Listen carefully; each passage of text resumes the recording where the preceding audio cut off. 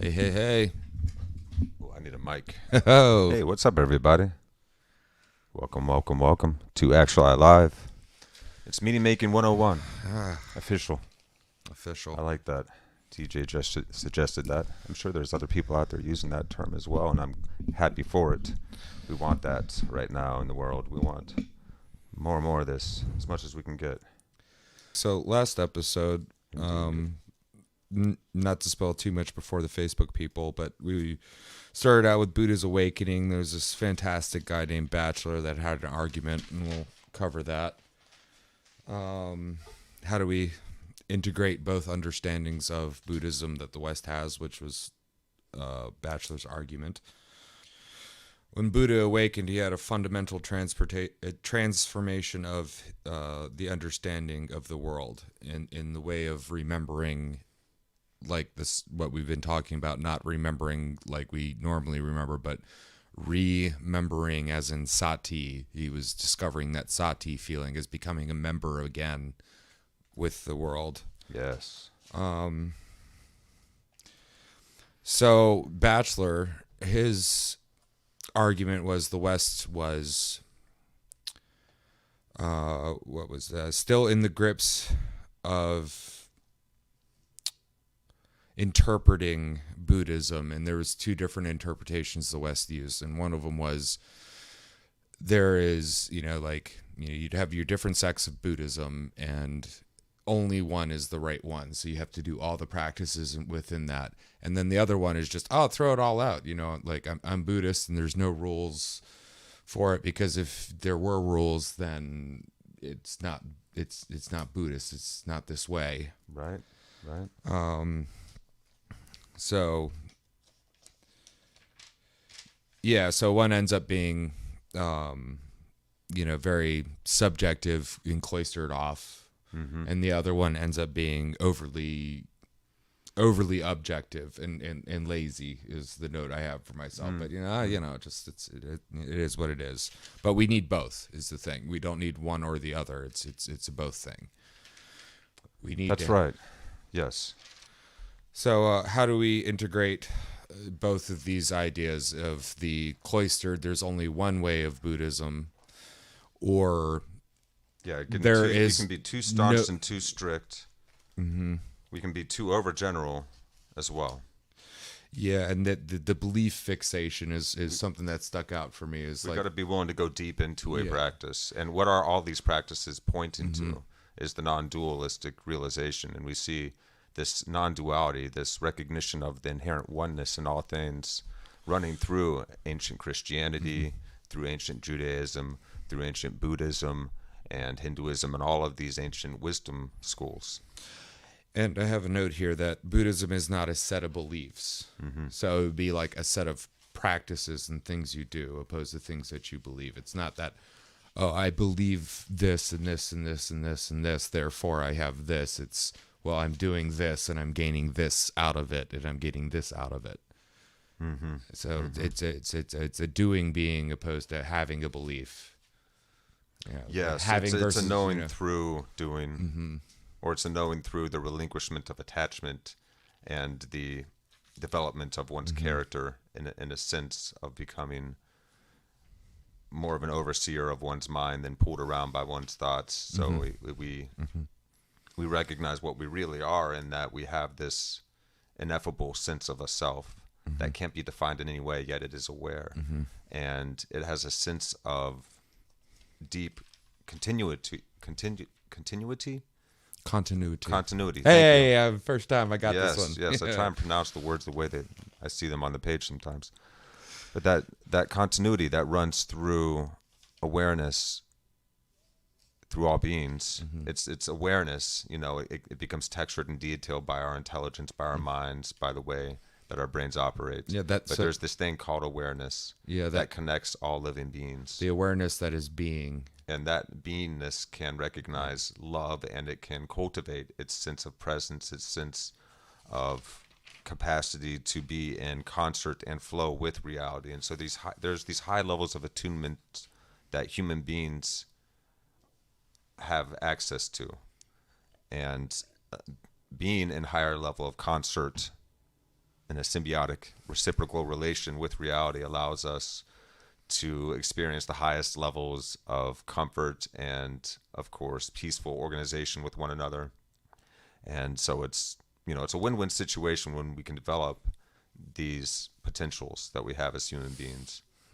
But we have very much lost track of ourselves. Yeah. So we are in this thing called a meaning crisis, as Vervaeke is terming it, where we see this breakdown in our culture that is happening in societies around the world, really.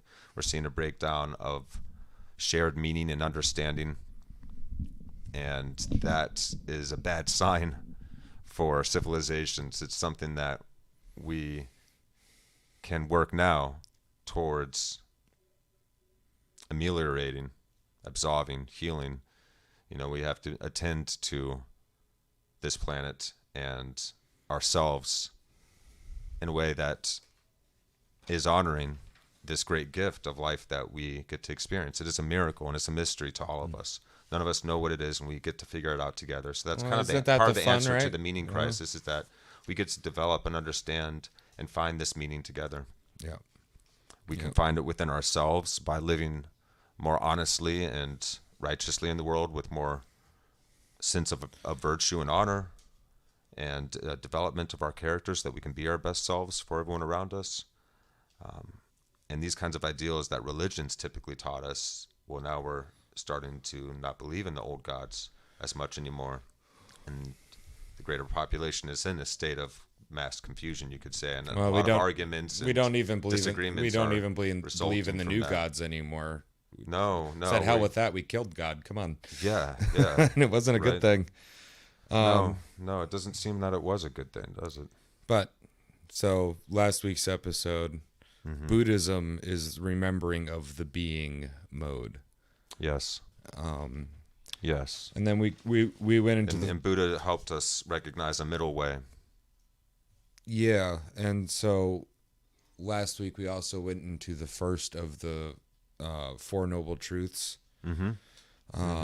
Yeah, we covered the Four Noble Truths briefly, and then he described the Eightfold Path that helps us institute those Four Noble Truths. Yeah, or the Four Noble Truths he described noble as provocations. They could be the Four Ennobling Provocations. So what they really, that's a better term. Yeah, I want to bring this up is the standard in our modern language, at least, right? Yeah, the standard saying of it would be all is suffering, but he broke down that suffering we do associate with pain, but it's more of to undergo a loss of agency. But not just life is the undergoing of the loss of agency, but there is the threat of the undergoing, and we call that dukkha. Dukkha, yes. That lumpy wheel. So he reformed it. So his reformed way of saying it is all of your life is threatened with a loss of agency. Yes. And I've written here is dukkha is the lopsided, off-balance self-destruction. So we're always constantly at threat of this off-balance self-deception and destruction. Yes. And it's not the fact that it's always happening, but the potential for it is always there. Is always there. And is always palpably there. It's felt there. Yeah, I was talking with Jesse about this today. We were chatting in text about, he shared this video on the Tree of Life, an understanding of the Tree of Life from like alchemical traditions. And it was really interesting how this idea that we can be out of temporality, we can be out of time with existence, was being presented. And this idea of temptation coming from the same shared root as the word for tempo in time. So something that pulls you into a sense of the time and the space. There's these two sides to humanity. The temporal lobe of your brain. We have the temporal side of ourselves. We have this time and space body, and then we have this oneness of the cosmos from whence we came, that we also are at once. We are this timeless existence. So we experience life temporally. And we can break away and miss the mark. We can be off course. We can not be fully present. And when we're not fully present, that term missing the mark, the etymology of the word sin is what that means. To miss the mark. So in even the Christian sense, slightly to fall short, to be off in your aim. So to not to be fully present is the idea, basically. To not to be fully present and mindful. Well, so I have call it a hypothesis about schizophrenia. So from what I've learned about schizophrenia, or some kinds of schizophrenia, it's an issue with the temporal lobes of the brain. The temporal, which I think probably has something to do with our sense of time. And the way I've noticed, like, like when I was in school, we had the schizophrenic kids in my class. I was a a bad kid, so I was where they stick all the other bad kids, and it seemed like those with schizophrenia are out of phase by a certain degree, and depending on how far you're into it is how are out of phase. And that makes sense. It's with time and space, because like time is nothing without space. If there's no distance to measure two different things and how long it gets there, time really doesn't make sense. So tempo also has space within it. So the space is like if we're 120 BPM, the space is 1 minute. 120 beats fits within that 1 minute. So there's a space within it too. And, I would say that probably, a lot of our dysfunction is a very slight shifting off of where we're at. We're either focusing a little bit too much on the past or a little bit too much on the future. Yes. We're never fully present. It's very good to have a grounding practice where you return to the present moment. And perhaps we shouldn't be fully present, because if you're always in the now, then you're not preparing for the future and not learning from the past, but an integration. Well, of all as far three. as being in the actual state of meditation. Well, the way I like to look at it, because you can be fully present and operate. This is the state of flow. Yeah, this is the way. So you can act in life down in a meditative way. It's just that the sitting down meditation that is thought of as just internal is something that isn't to be practiced just internally. It's to be brought out into life and also practiced or at least complemented by a practice of contemplation. Yeah. So we have the inward facing questioning and this way and that being way. with. So I think the self inquiry and the recognition of what is presence and learning to abide as presence, and then we have learning how to be in that presence as we actuate in the wider world. I think I have a solution for this, and it's pretty simple. It's a geometric solution, but you have this way and you have that way, right? And you can move looking this way and going that way, or you can move looking that way, or you can do what the crab does. You turn 90 degrees, shifting your temporal relationship 90 degrees, and you can see a little bit of the future, a little of the past, and exactly where the hell you are. Instead of what, because also that's what Buddha realized. Yeah. The point is to not be all the way in, or the mind all the way out. It's to be in a perfect balance between the two, holding the middle way and adjusting as needed, but so that that place of where you are present might widen or change its shape depending on the situation. It's almost perpendicular to opposed to parallel. Yeah. Like the yin yang describes it. The yin yang is on one hand suggesting to us the underlying nature of reality, the interrelating opposites that create the whole of the cosmos. So the up and the down, the light and the dark, the happy and the sad, the hot and the cold are all parts of, like, hot and cold is something like temperature, and all these things are necessary for reality to be. Also to be in congruence with that and to be living through in one's dharma.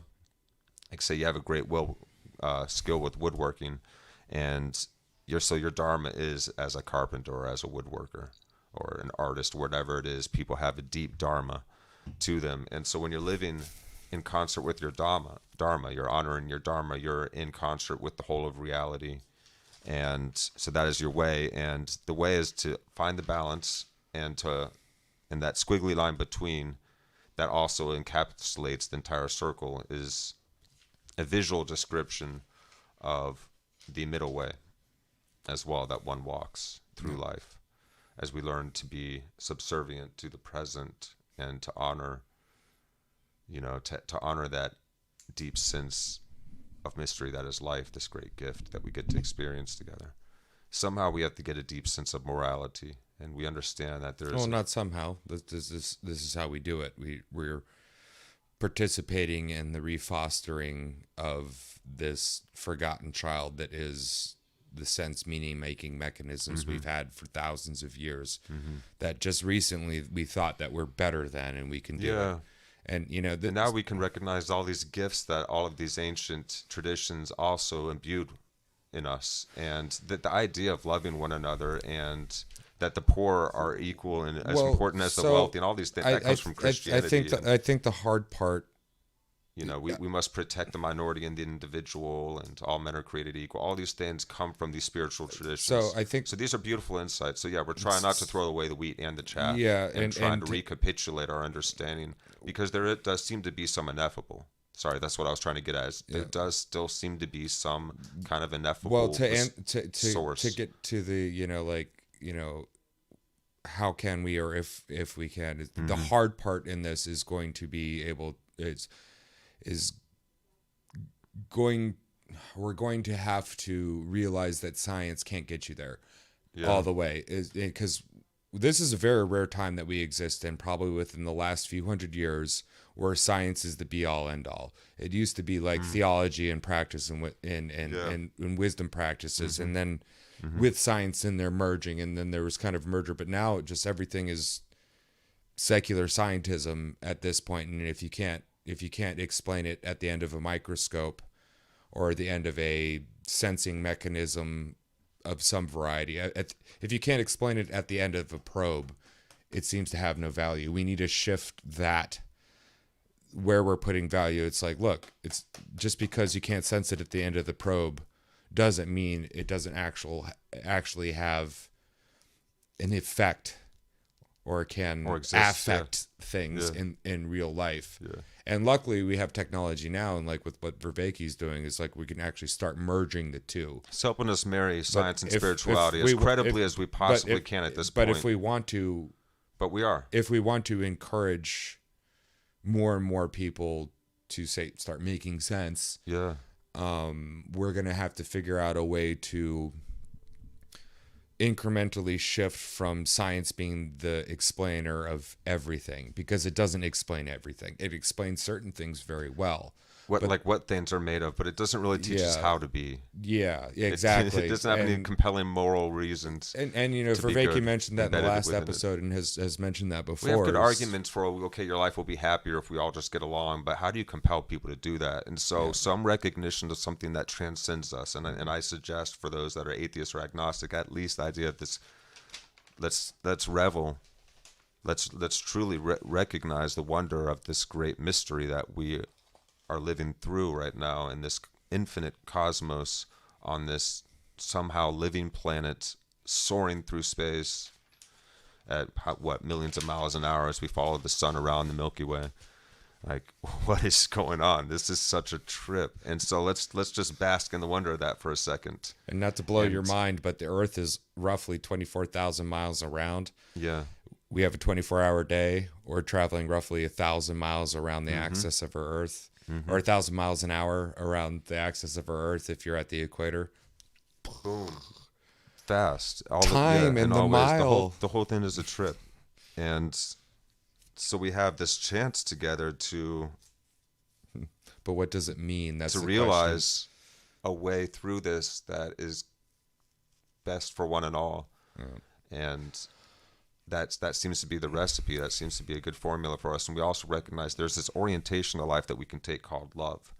And all of our great religious and spiritual traditions all recognize this as the supreme unifying principle of life, as Martin Luther King put it. And the sharing of this orientation, this way of being, allowing for so much unconditionality within us and a willingness to put ourselves in others' shoes and see from other perspectives, thus widening our perspective, is what grants us the depth of wisdom that helps us realize higher forms of communion and civilization that, again, are for the betterment, improving the lives of one and all. And life is definitely fucked right now. We're like in this state where things feel like they could go foobar. We're at an edge close to very many potential cliffs, potential existential crises facing our species.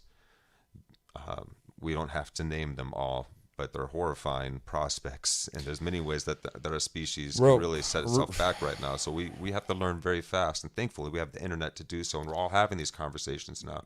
We have to figure out. Well, we're not all having these conversations, and that's a problem. We're beginning like, to. I can tell you We are beginning personally, to, I'm astounded, like, yeah, by but how it's a sign of the times. And beyond that, though, like, I don't want to just push it off and say it's a sign of the times, but, like, I'm sure, like, anybody who's watching this or whatever probably has had the experience of mentioning something that should be, like, just normal, common, and nobody knows about it, or they know something that's completely skewed from what it actually is. And the fact that it's happening so common should be an alert signal to, like, look, the time is now to start doing something about it. It's not like what Krishnamurti said when he was talking to the UN.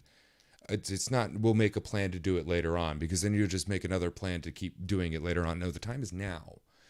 And we may say, well, like, what do I do right now to do this? Just talk, push just a little further, be willing to, be heard a little bit. We have to humble ourselves. We really have to be willing to humble ourselves, because we have to figure this thing out together. It's going to take as many of us as we can possibly get if we're going to have a chance of surfing the tidal wave that we built for ourselves here. Yeah, and it's a tsunami at this point. It's a flat wall coming at us, so we have a real hard angle. Yeah, I mean, learn how to surf. for that dark miasma or that dark tsunami that's coming in, I sense a bright one coming in to answer it, and there's going to be that yin yang cycle that's going to occur, and we might get a little shook up here, but if we really take ownership of this moment in time, well, the question I think that we humans we excel at skirting the precipice. We're really good. What's the worst that could happen? Playing on the edge. What's the worst that could happen? It's time to dive in. Extinction. Yeah. So we play with that idea. So right now, everything is up from there. So we're good. Yeah. Right. No. Like, like, it really if is. The worst that can happen is we're not here anymore. Fine. But the best that can happen is we can't even come up with an idea of that. No. We could be traveling the universe. We sense increasing discord and increasing breakdown and distrust in all the prevailing institutions, educational, religious, scientific, governing bodies, everything. And we don't have any shared moral senses anymore. We're having to rediscover and re-remember things now.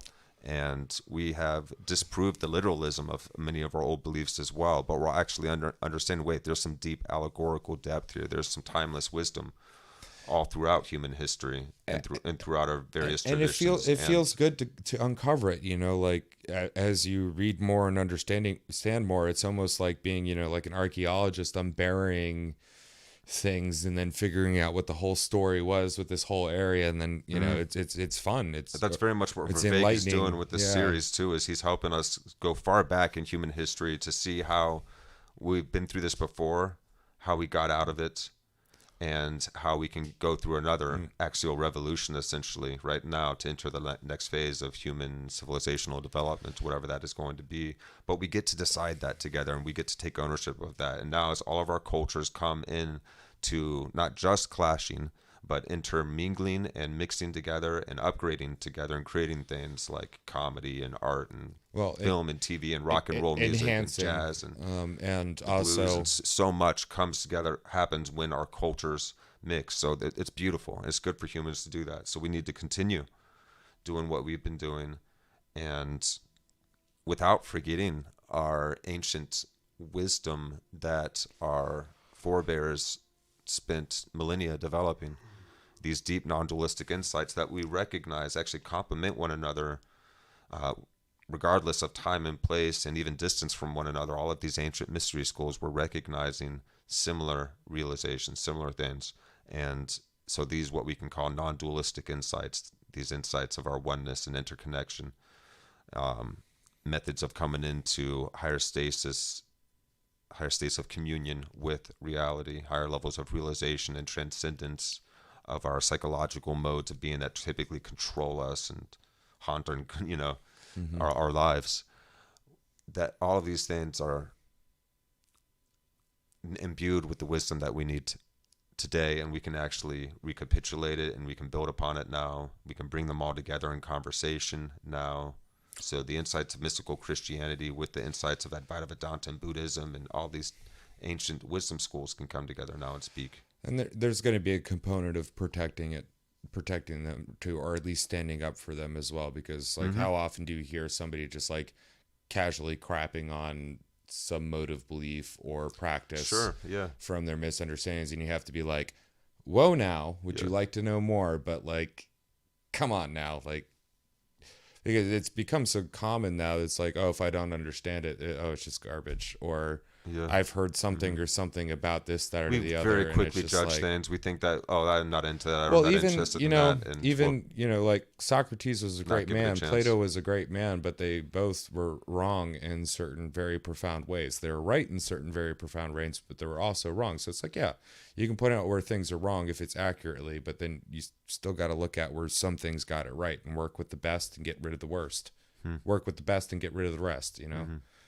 I think religion and culture should be looked at that way. Like, if we're going to be blending cultures and religions and things, work with the best. they've get been rid doing of it the for rest, thousands you know? of years. Yeah. Vervaeke Well, talks that's in how this we have the episode a little cultures bit we about have that. now, is because Yeah. They blended we've and worked with upgraded the best and got they've rid of the informed rest, one and another, then and yeah, we continue to do that together. yeah. Humans were great. You know, we intermingle. We have conflict. What's We important sift is the out the way. conflict. Yeah, we move forward. It's Christ's you know. way that is important. It's Buddha's way, Lao Tzu, the way that these wise beings before us were trying to describe to us.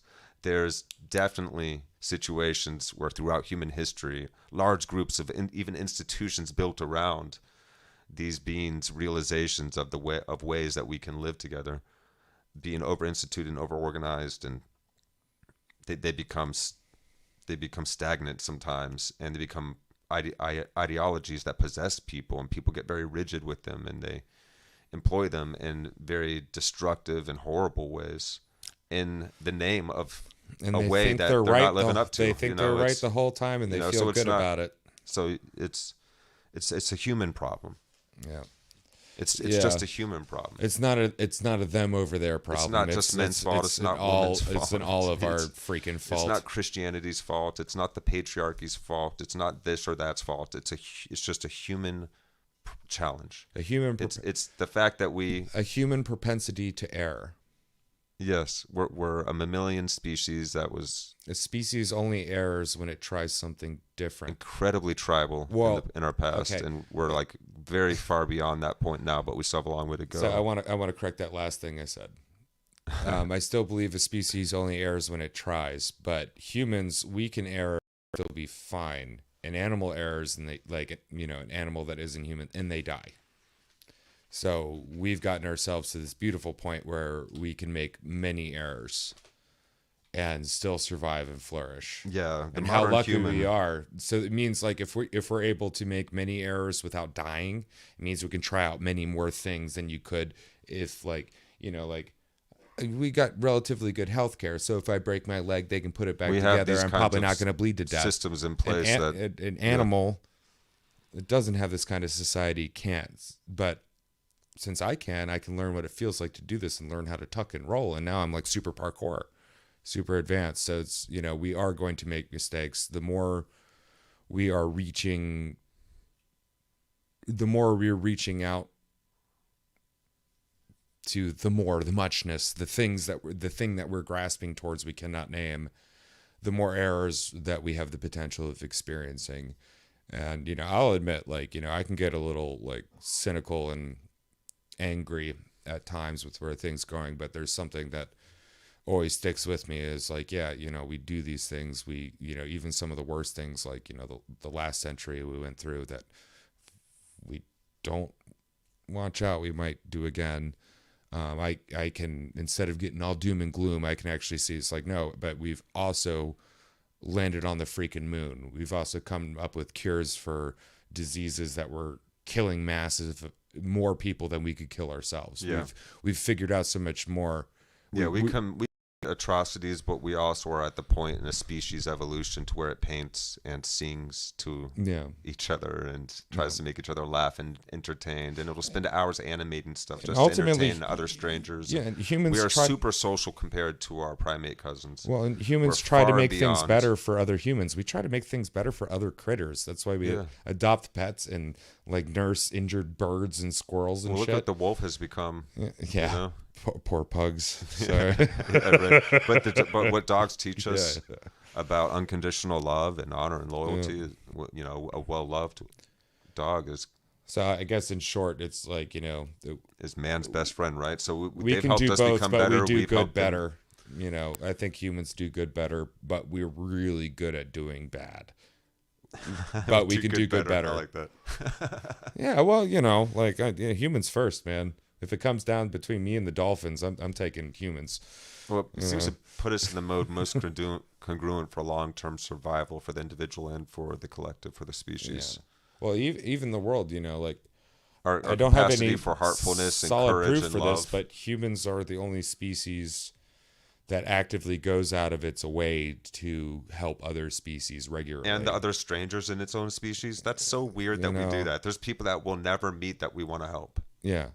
And we get, sometimes Now we that get we preyed know about upon it, with that yeah. tendency too. It's like, just donate whatever money and we'll help No, the whoever problem you is want. that we're manipulated, and sometimes by the least among us, the greediest, and the most separated from.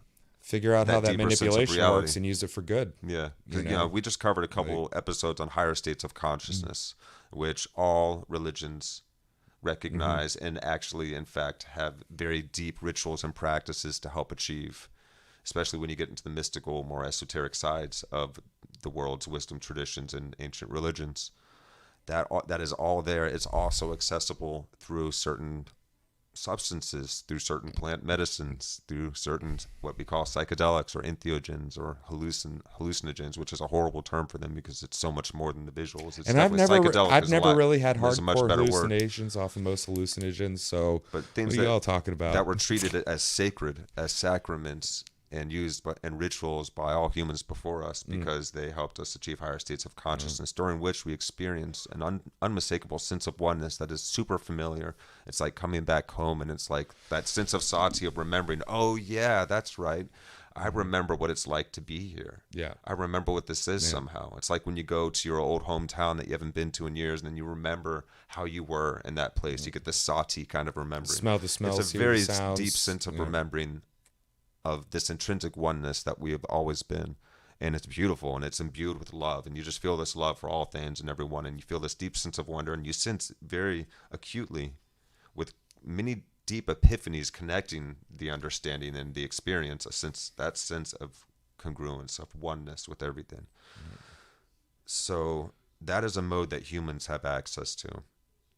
That points us to this thing that people have used the word God for and the word source for, and people have reverently worshipped and tried to devise different ways of reaching and being in. And we see that all over the world, regardless of time and space and place. And so we know that there's something there. And Vervaeke's now proving through cognitive science and recent studies and understandings of psychology, how the non-dualistic understandings of our past actually do line up. These brain states can be measured, and they're also optimal states for human activity in the world. So they are the states that help us achieve states like flow, like the flow state. So that's kind of catching everybody up to where we're at. We didn't go over the last episode very much, but if you guys would like to check those out, we highly encourage you.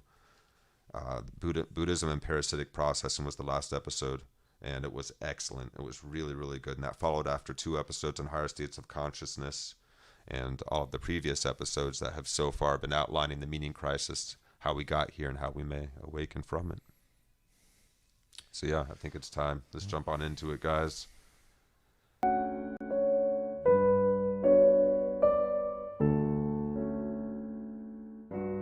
Welcome back to Awakening from the Meaning Crisis. Last time we finished our look at the Axial Revolution in India. We took a look at what was going on in the Buddha's state of enlightenment. We took a look at some of the cognitive science in such awakening experiences. And then we moved to interpret, following the sage advice of Batchelor, some of the Buddha's pronouncements, trying to get beyond interpreting his pronouncements as propositions to be believed, and instead understand them as provocations so that we may enact enlightenment. And that means enacting the threat that we are facing, and then enacting the psychotechnologies that can respond to it. We took a look at this in terms of ideas of parasitic processing, reciprocal narrowing, addiction, and the opposite of anagogic acceleration as opposed to reciprocal narrowing, and creating a counteractive dynamical system, the counteractive system of the Eightfold Path for successfully dealing with parasitic processing. So we saw that these higher states of consciousness, these awakening experiences, can bring about transformations that alleviate modal confusion, parasitic processing, reciprocal narrowing, many of the ways in which we fundamentally lose our agency in the world in a self-deceptive and self-destructive manner. I'd now like to return back to what's happening after the axial revolution in the West. So Socrates was fortunate. He had a great disciple in Plato. Plato was fortunate in that he had a great disciple in Aristotle. Aristotle had a great disciple, but he was not so fortunate. Aristotle's great disciple is not himself a great philosopher. He is another kind of great. He is Alexander the Great. And Alexander the Great is an example of the kind of thing that predates the axial revolution. The world conqueror. Alexander creates an empire and takes the Greek way of thinking throughout most of the known world in a way that reestablishes, in perhaps a dangerous manner, the pre-axial world. Alexander is so glorious that the line between being a human being and being a god is blurred. He creates a personal mythology in which he is a god-man, very much like the pharaohs of ancient Egypt, which might perhaps explain why Alexander was so readily welcomed into the courts of Egypt. Either way, what happens is a twisting of the world. Because not only does Alexander represent a return to a pre-axial way of being, he also represents a fundamental disruption to the world in which people had found themselves. Let's compare the world of Aristotle to the world of Alexander. Okay. Now, in order to do that, we have to understand that Alexander himself does not live very long. He dies in Babylon, that most ancient of cities. And it's not clear what he dies of as a young age of 33. He has a child, but the child, of course, is too young and is therefore quickly killed. And his major generals fight amongst themselves, and they carve his empire up into 4 smaller empires that are perpetually at war with each other for about 300 years. So this period is known as the Hellenistic era. So if you're alive at the time of Aristotle, chances are you live, if you're Greek, part of the Greek culture, you live in a polis. This is where we get cosmopolitan from. It doesn't mean city, it means a city-state, right? Like, for example, Athens and its surrounding agricultural supporting environment, or Sparta. Now, you know many of the other citizens. You know them face to face. We mentioned the idea that, Athens is developing democracy. Remember when we discussed the sophists, and at least for the adult males, and that's a significant defect in this society, but I've already gone into that. But you're participating in your government in a direct manner. You live close to, it's accessible to you, the seat of that government. You often know personally people involved in the government, sometimes even the leaders themselves. Everybody around you speaks your language.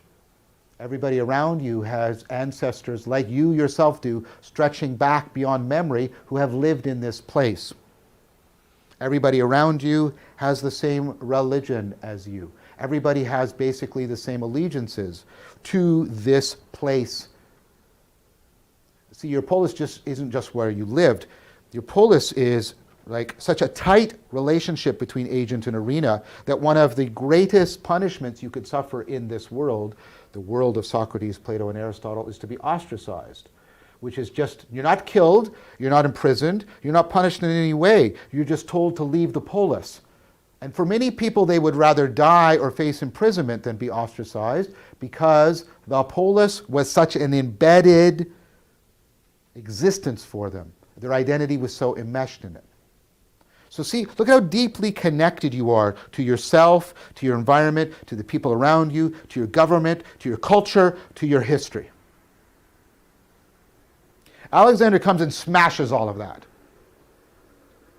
Greek culture is now distributed into Africa, the Levant, into Asia, Asia Minor, Asia proper, right down to, out to the borders of India. You have Greek kingdoms, Bactria, that are integrating Greek culture with Buddhist philosophy and religion in what is modern day Afghanistan. Now, what does this mean? Well, this means in the Hellenistic era, people are being moved around and shuffled around, and they belong to far-flung empires. You are now probably thousands of miles away from the seat of government. You do not participate in that government, nor do you know personally most of the people or any of the people in it. The people around you might not have lived where you're living very long. You might not be living where you've been living very long. Your ancestors might have been from Athens, and here you are dwelling in Asia Minor. The people around you speak different languages, worship different gods. Notice how all the connections are being lost. You don't have a connection to a polis. You don't have a connection to a shared linguistic group of any great extent, shared history, shared ancestry, shared religion. You're experiencing what Porteous and Smith and Brian Walsh call domicide. We'll come back to this later when we talk about the meaning crisis today. Domicide is the destruction of home. Now, there's two ways in which domicide can occur. One, of course, is physical destruction of your house, and that's important. But there's also cultural domicide, in which you have a house, you have a dwelling, but it is not very much your home. Now, we'll come back to this being unhomed, again, when we talk about our current situation. But notice how often we will use the language of loss of home to describe our current situation. We often talk about how we now feel unhomed in the cosmos. So people are experiencing this radical sense of domicide. They don't have deep connections to themselves, to each other, to their environment, to their history, to their cultural surroundings. They have very little political participation. They feel insignificant. You can go to sleep and you're part of the Ptolemaic Empire, and you wake up and you're part of the Seleucid Empire. So this is known as an age of anxiety, the Hellenistic period. The art changes. It becomes much more frenetic, becomes much more realistic, it becomes much more organized around sort of extremes and tragedy. The confidence that we saw in the earlier periods, the period of Socrates, Plato, and Aristotle, is gone. Greece itself has suffered a titanic civil war, the Peloponnesian War. Sparta defeats Athens, the home of Socrates and Plato, one of the places where Aristotle did most of his work. Sparta is very quickly itself defeated by Thebes. Thebes very quickly loses its hegemony. So the Greek world loses and loses until, of course, it's overwhelmed by Macedonia and Alexander. So whereas the Greek culture is spread throughout the world, it's also thinned. It loses its depth.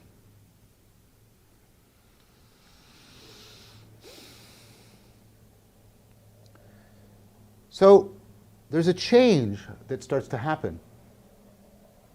You can see, as I said, in the art, the expression of this.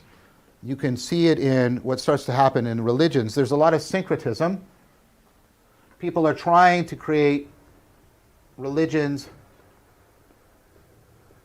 that integrate different cultural deities together. A Greek deity, for example, and an Egyptian deity are integrated together, and perhaps into Serapis or something like that.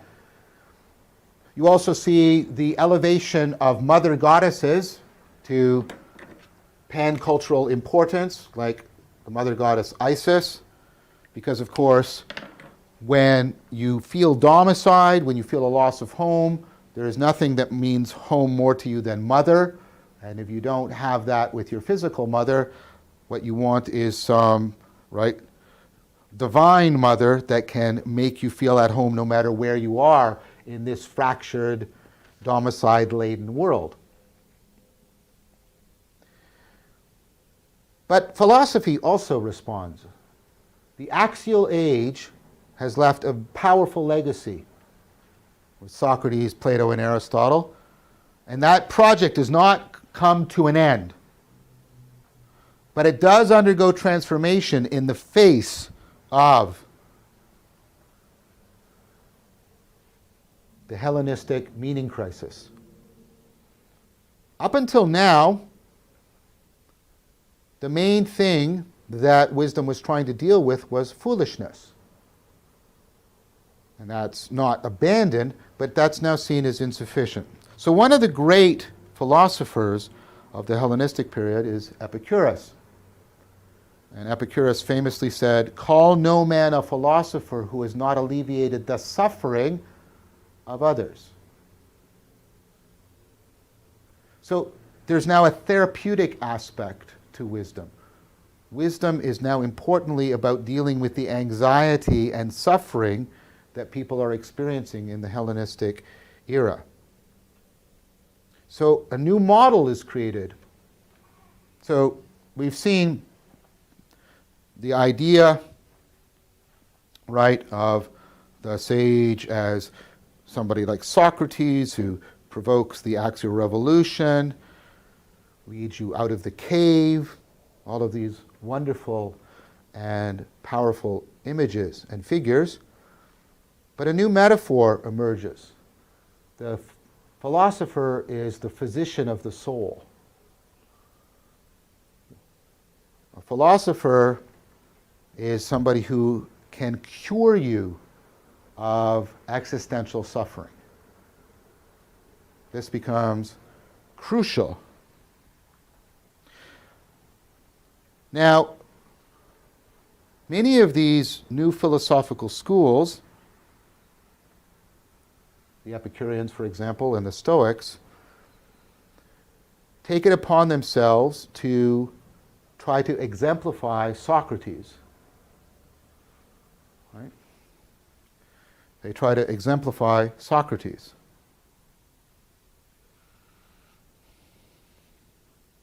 The Epicureans do this in a very unique way.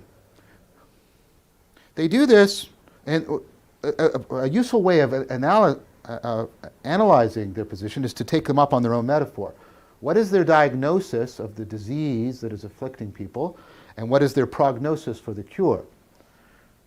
Now, the Epicureans are very relevant to us because they, in some ways, represent a very secular alternative in the midst of what was still a very religious world. And that is pertinent to us. So the Epicureans diagnose that our main problem is fear. Now that's interesting, and there's something right about that, but we have to slow down first. And here's, in order to get closer about how we should try and appropriate what they're saying, The work of Paul Tillich here is especially useful, especially the work he does in his masterpiece, The Courage to Be. Although he does not talk about the Epicureans very much, he concentrates on the Stoics, as we will as well. He nevertheless brings up important distinctions. This is the distinction between fear and a word you heard me use more often, which is anxiety. Now, these terms are often used interchangeably, and we also mix up the word anxiety with eagerness. We'll say, "I'm so anxious to see you tonight." That's horrible. You shouldn't be anxious to see somebody. That means you're distressed, right? And you're suffering a loss of agency, and you have a nebulous sense of threat. That person's terrifying. What you mean is you're eager to see them. So first of all, give up that meaning of anxious. Secondly, we use these terms interchangeably. And, in everyday discourse, that's probably all right, because they do overlap in some ways, but they're important. It's important to at least talk about the polar differences between them. Fear is when you have an observable direct threat. If a tiger comes into this room, I experience fear because I have an observable threat. In a very important sense, I know what to do. I may fail in doing it, but I know what to do. Okay? Anxiety is different. Anxiety is when the threat is nebulous. You're not quite sure what the threat is, and you're not sure what to do. You don't know what to do. So, very often, when you're suffering existential issues, you experience anxiety. This is why this is the preferred term used by Kierkegaard or Heidegger, although Kierkegaard does use fear in one of his books. But that has more to do with something else. So, the Epicureans are often translated, I think correctly. I'm not making a scholastic point, as talking about how we are suffering because we can't manage fear. I think a better way of understanding it, given this distinction and following on Tillich, is we suffer because we can't manage our anxiety. Because the fears they talk about are not really things that are a clear threat where we clearly know what to do. Okay.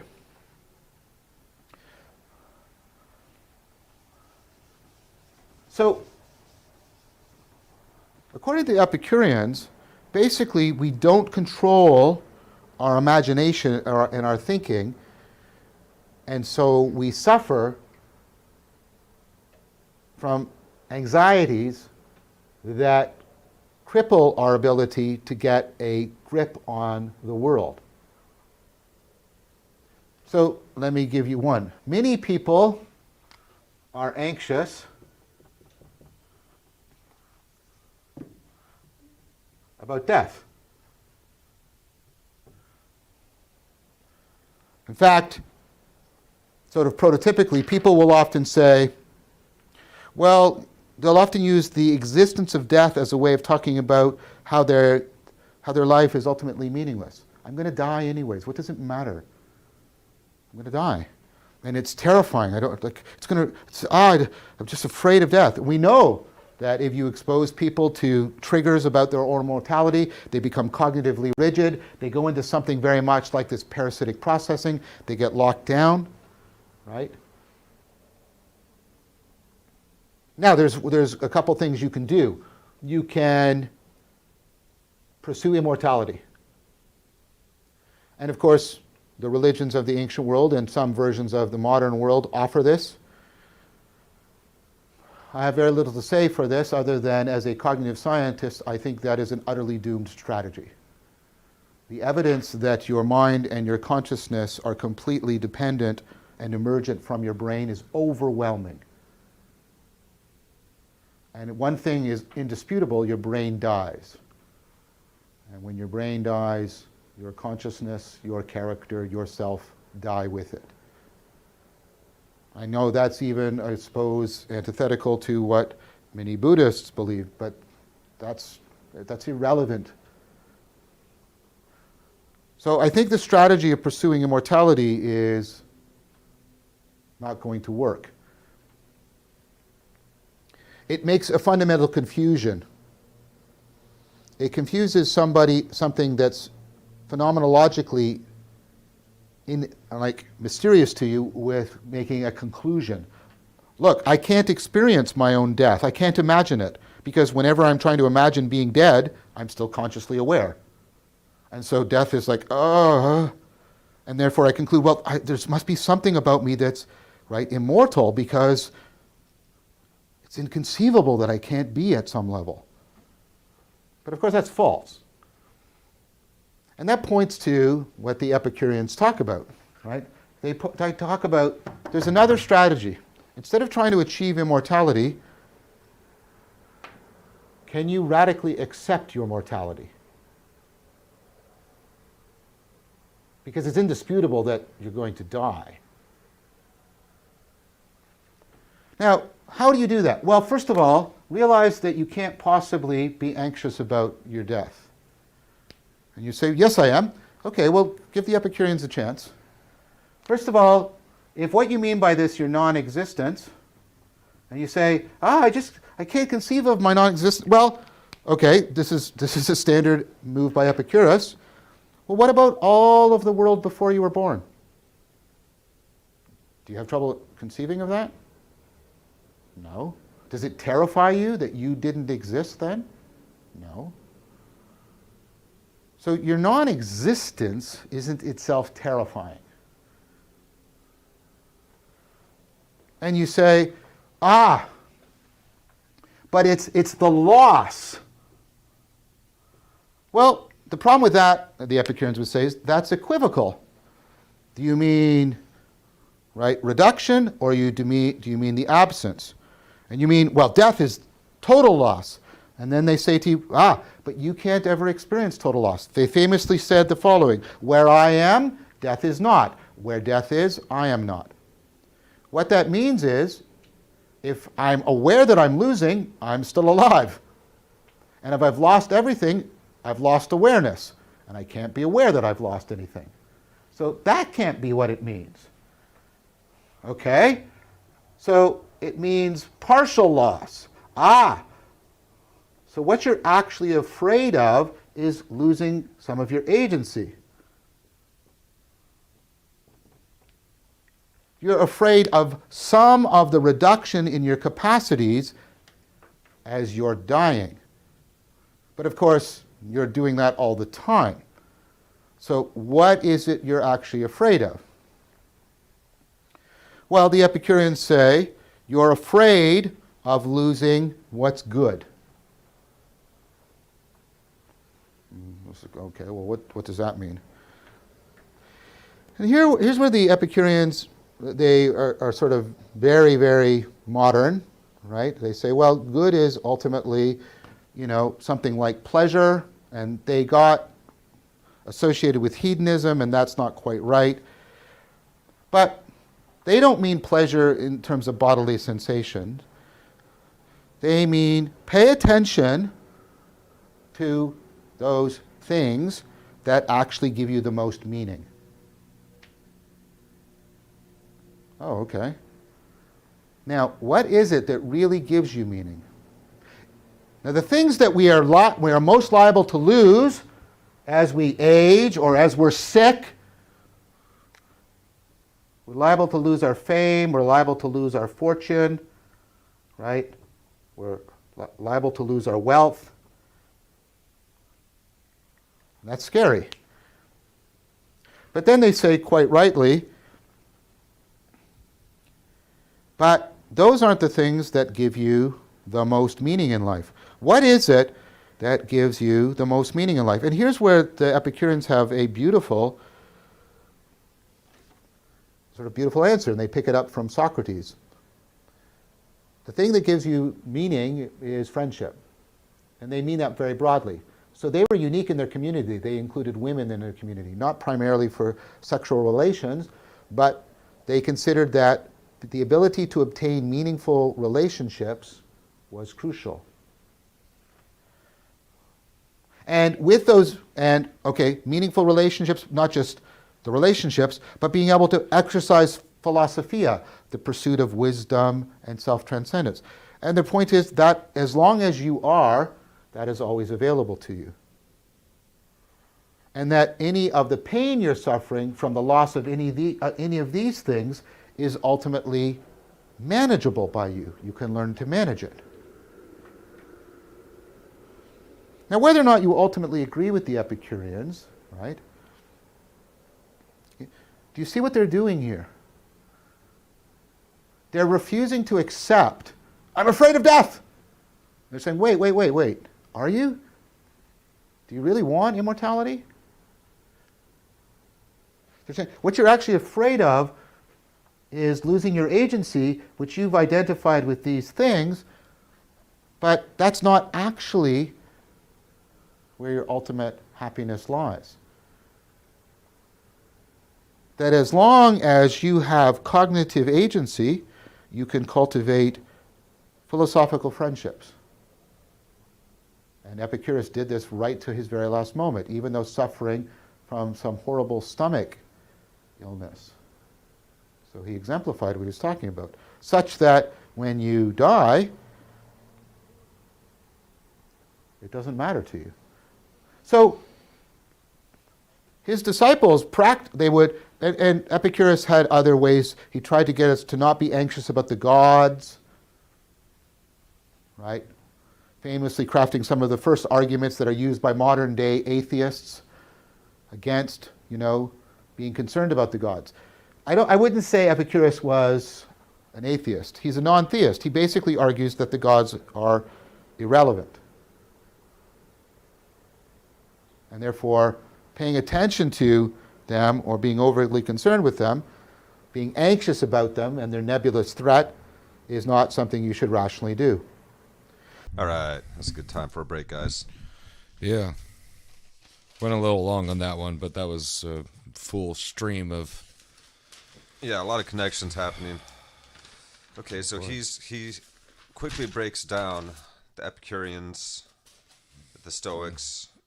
We haven't really gotten into the Cynics much yet. Let's he just introduced the idea of what the Stoics are trying to do. Let's set the stage Socrates. of where we're at, though. So, Alexander the Great broke everything. Yes. Before, everybody lived in a polis, which is a city-state, where you're completely connected to your entire culture, history, how you are, everything's connected to. Yeah, this is like kind of the beginning of a deep identification, or at least in recent historical memory for us that we can relate with. This is the beginning of a deep identification of oneself with one's culture and through one's culture. And this whole thing was being disrupted radically. And just torn to shreds. The old way was kind of coming back.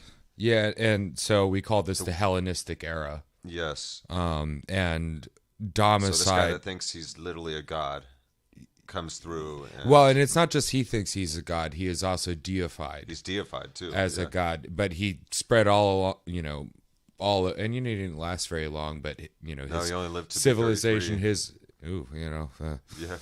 he spread far. What the hell am I doing with my all the way life? up to the edge of India, all over Europe, and just everywhere. So this far flung around era is the Hellenistic era, and what we were experiencing is domicide, the destruction of home, or to have a home, of where you're from, and it's not just where you're from, like, where'd you live, but like, all, the tied up your cultural history, your, town stories, your family, language, all that everything. Stuff. Because what he said is, you could, go to sleep in one place and wake up in another.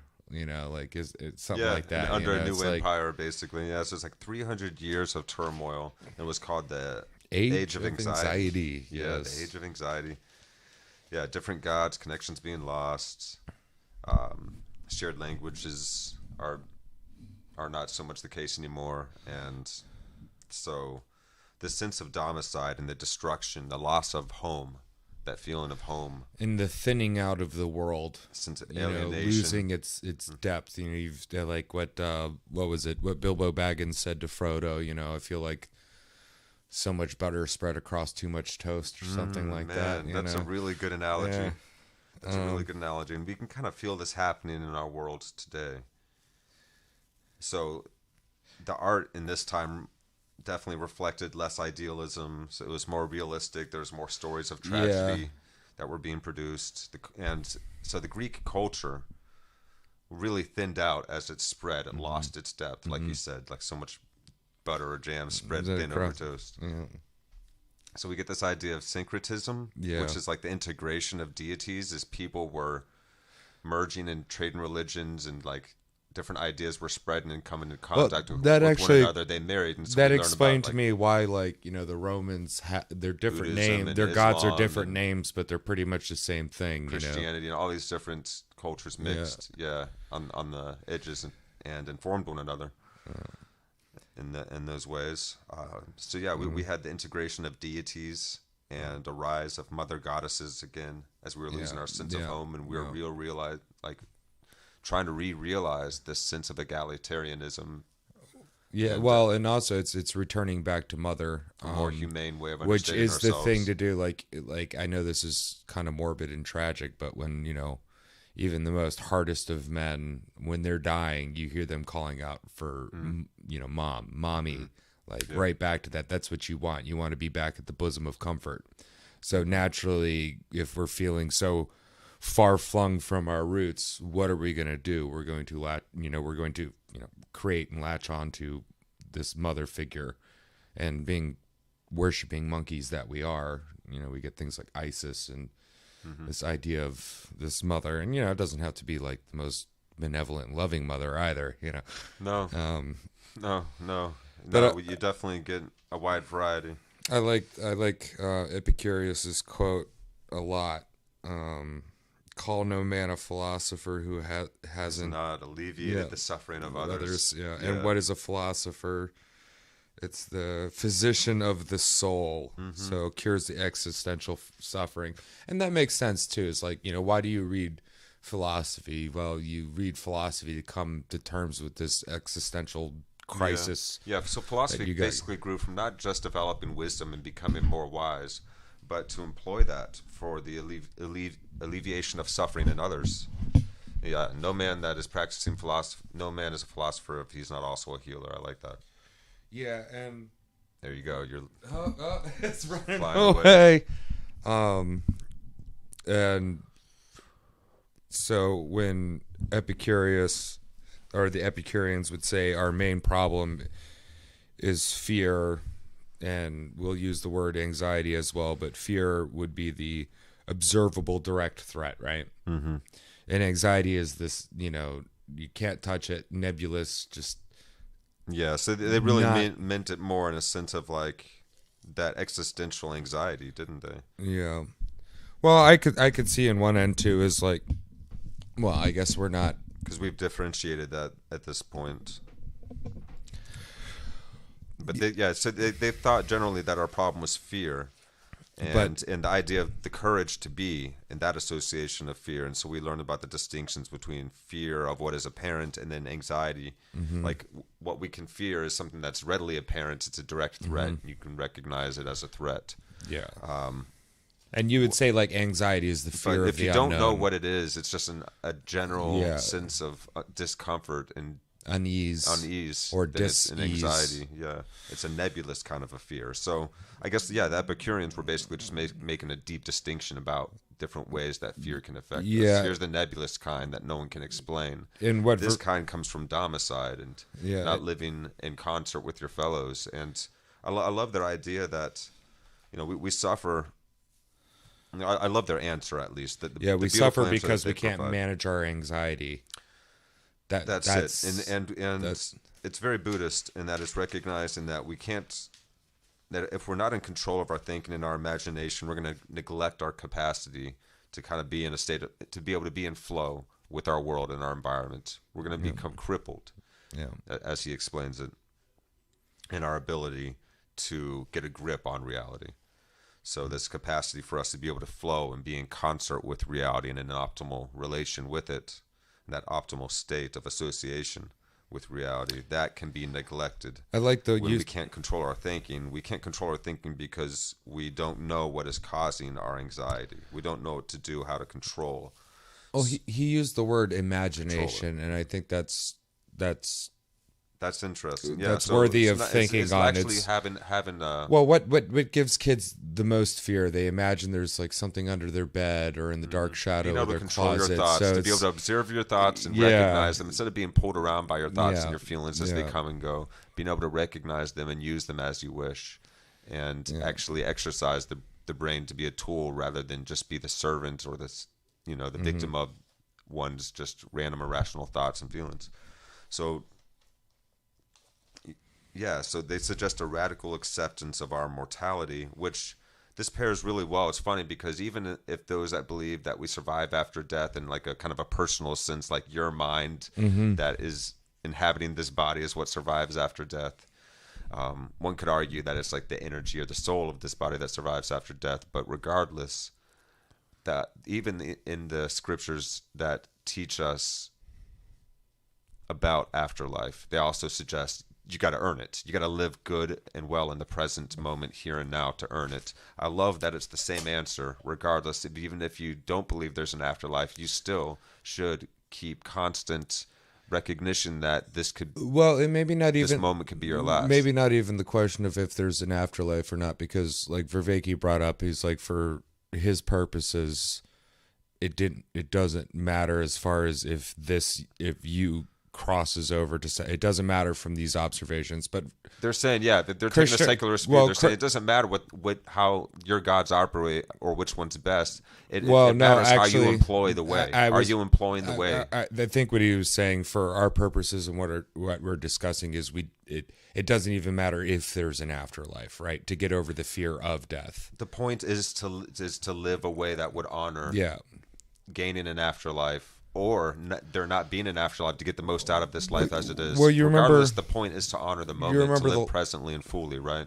And I think that's where we're going to ultimately be going more with this. Yeah, you remember Krishnamurti in the last videos of him when he was, basically dying, and the crows were there to usher him to the other side. He said one thing that has always stuck out to me is like, doesn't matter what happens next. All I know, and I don't know what happens next, but all I do know is this: all that I am here now will not. And that brings up this, man, where's the quote for this? Because, oh man, I got to find it real quick because this was great. Yeah, it doesn't matter because it doesn't matter either way. The answer. Where I am, death is not. Where death is, I am not. I think what Krishnamurti was saying is quite literally this. Is that? Yeah. When I die, I'm dead. I am Yes. not. Yes. And if I am still here, well, I'm sure as hell not dead. So for our purposes here, whether you believe in an afterlife or not, it's the idea of getting over your own mortality is not dependent on having the hope of an afterlife, even if you do it right. As he goes on to discuss, like, you're not really like what do you fear of? Like, well, the not being here. Well, you're not afraid of the past because you weren't here in the past. Right. So you're not afraid of your not existence. You're in the afraid past. of losing something, and not it's fully not that losing either. something, but it's partially losing it, and that's the losing agency again. Or control over what happens. And that's kind of getting us a little bit close. And then you realize, and then they tell us that what gives us meaning, what is most pleasurable in the sense of what is most meaningful, because that is the highest form of pleasure a human can experience, is actually deep meaning and a sense of belonging. And we lose what is good. We lose what is good. So they don't mean it in a what is hedonistic good? way. Joy is good. Yeah, they mean it in the sense of joy, of truth, Yeah, and so of beauty, of. I guess I won't speak for them. Special moments. I won't speak for them because I wasn't there, but I would think is like once you can figure out what is the thing that you fear most to lose, like truly, not like your fame or your money. What is good? What feels most good to you? It is what is good that you're really losing. It comes down to because the you're not special there to moments in our experience relationships. You know. Well, that's probably why when you're close to somebody and they die, or if you're dying, and you're close to people, the emotions that you have that are the most profound that I see is these good connections between people. And there is that current of joy, even though it is a sad event. Oh yeah, no. Like, And the you know, highest there is because there was something special, it's like, you know, that's worth it's friendship as we go on with this. that's you know? worth celebrating, that Yeah. that will be missed for a reason, because it was special. But what gives meaning is friendship. I like Yeah. that idea, that relationship and the pursuit of wisdom together. So, you know, sharing, and I can think of my grandparents in their love of Christ's way of being, and sharing reverence for that together. What a beautiful, deep relationship that they had. And in friendships that we can celebrate wisdom and these higher ideals together, and help encourage in one another and grow together in our understanding together of how we can transcend our more primal instincts and live in this higher, more symbiotic way that humans truly do have access to. We do have this notion so of... the word fellowship and friendship kind of have similar meanings. Yes. And we use, like, referring to a group of people at a, like a church or something as the fellowship.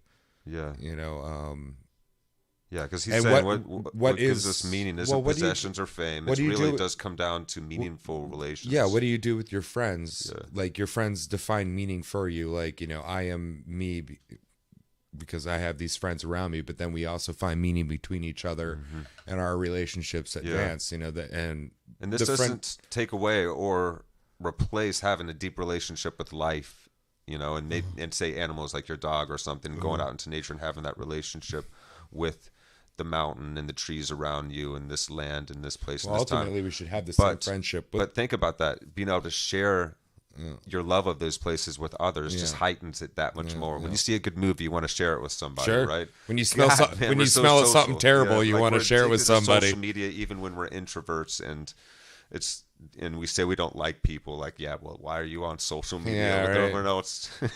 No, We it's can't help I'm not good at that we people, are and I feel social beings. uncomfortable. It's and fine. that we can sense make. We Yeah. can make sense of reality together. And in fact, that's like a latent capacity that we've been neglecting. Like, it's something that we do naturally to some general extent, but it's actually a very deep capacity that can be cultivated, like any art form, to a masterful degree.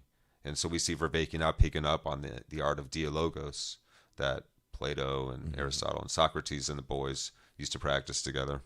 Socrates and the boys. It's a band This right is there. what Buddha and the boys. Oh, were Buddha and the were boys discussing, too. Oh and, man. you know, let's say the Sufis and so many of the Native American cultures and cultures around the world.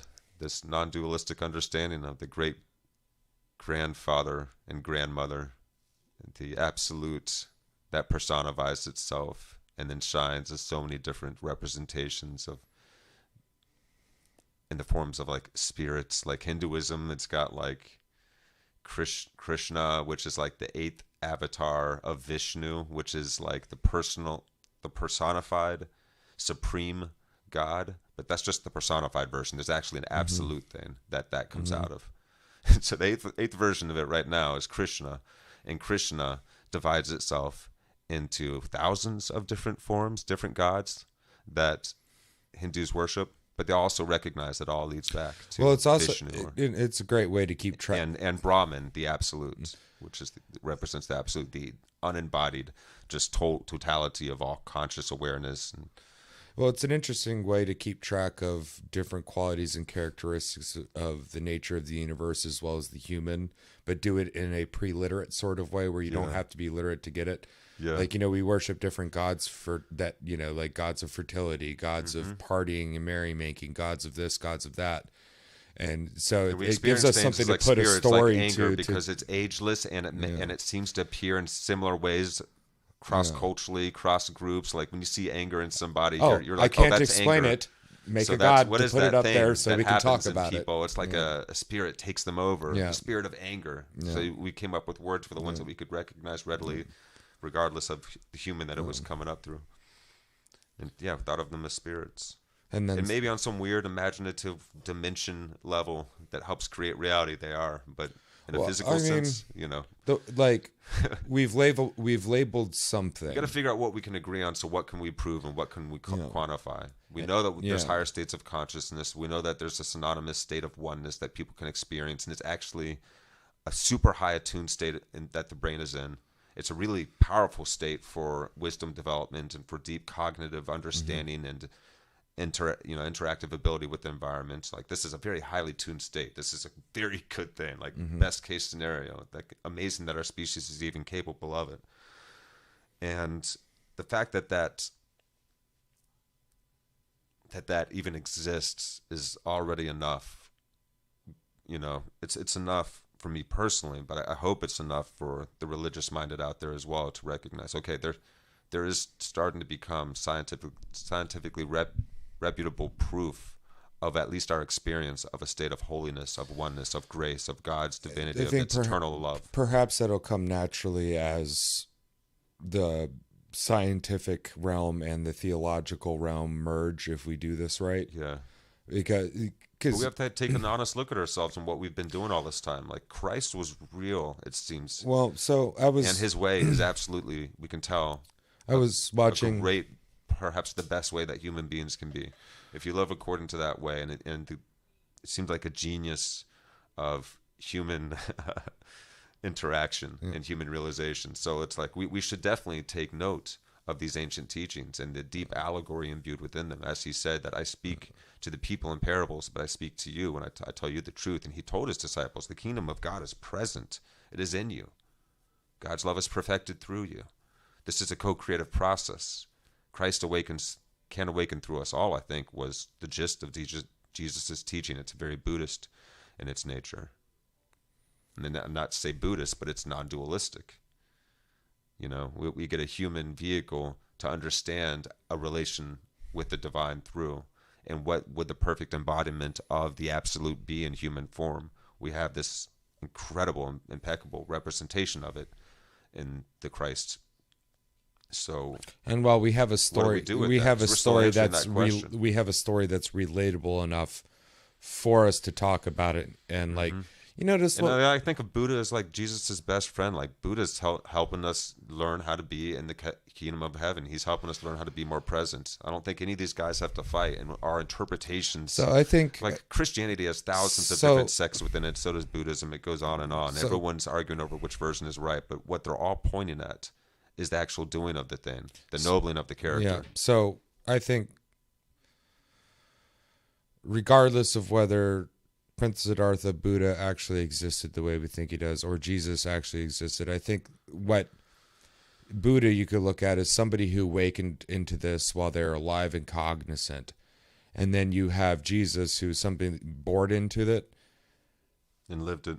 Lived it, and then was like told it. Like, so Jesus' whole thing is he was born and he naturally, provided miracles without realizing what they were. And then he was eventually told and given these lessons. So it's like, there's two different sides to this coin that's happening between Buddha and Jesus. There's the one that was born with it, then that was told. And then the one who was shielded from it, then found it.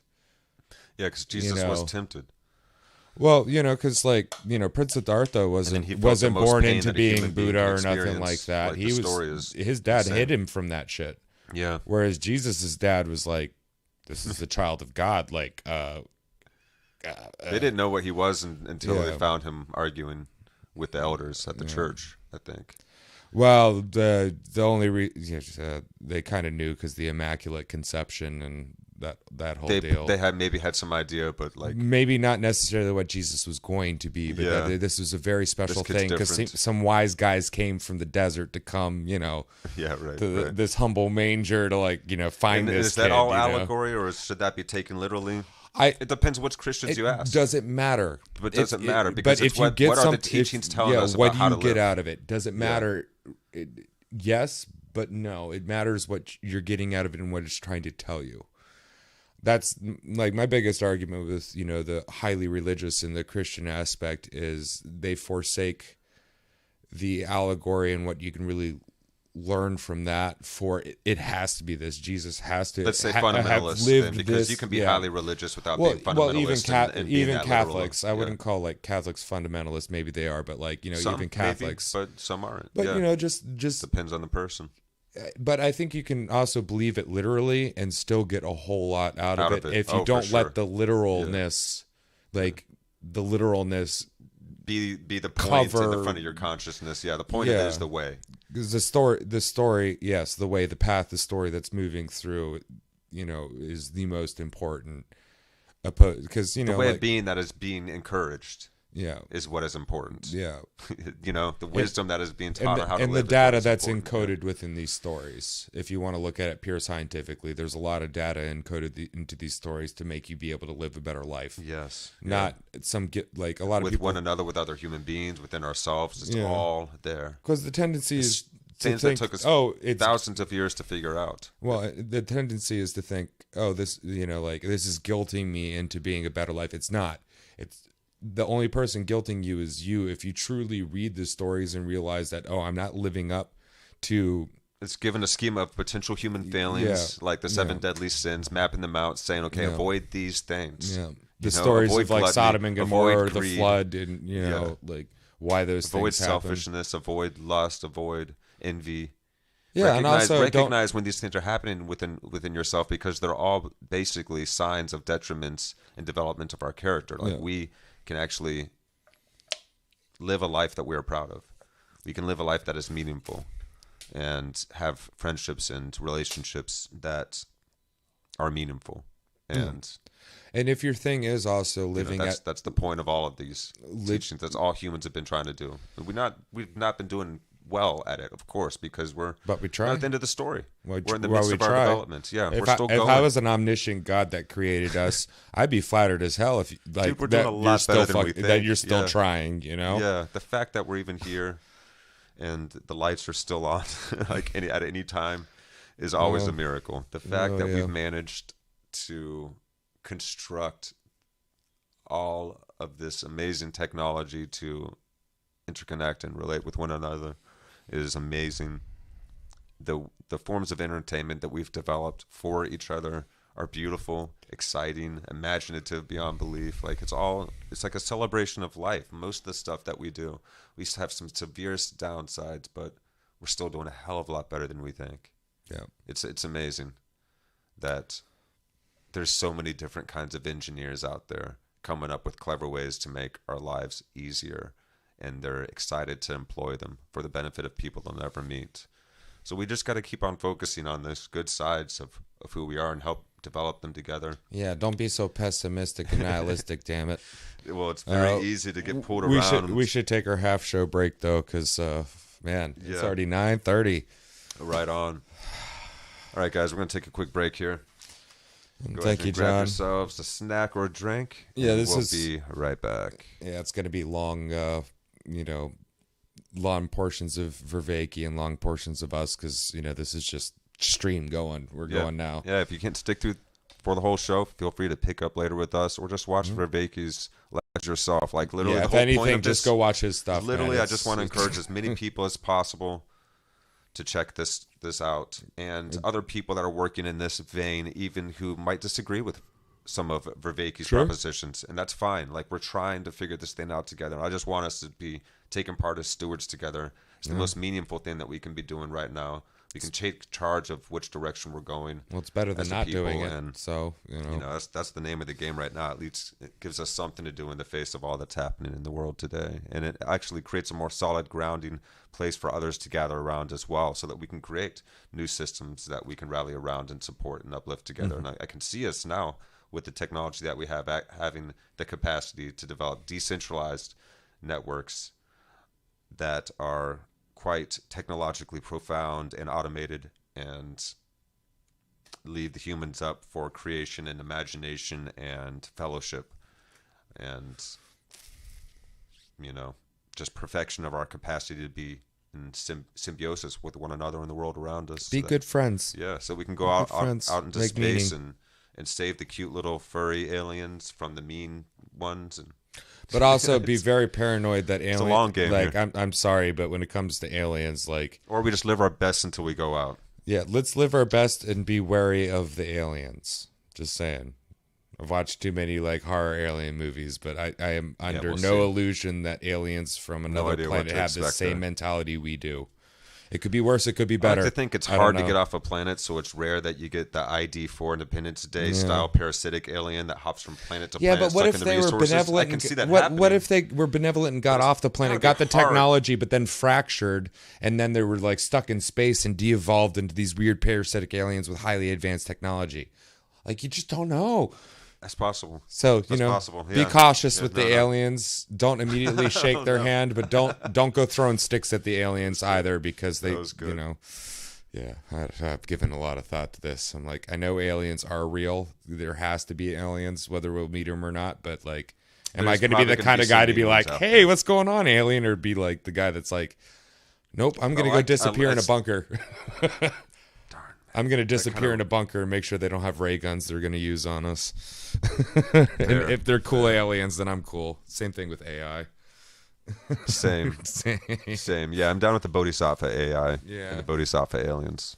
There's the ones that I imagine would be the most multitudinous in space. Is the ones that figure out how to live symbiotically with themselves and other life, so that they could survive long enough to develop the technology to become spacefaring beyond their own little solar system. Yep. You're not running into other aliens unless you can get out of your own solar system, right? Most of the time.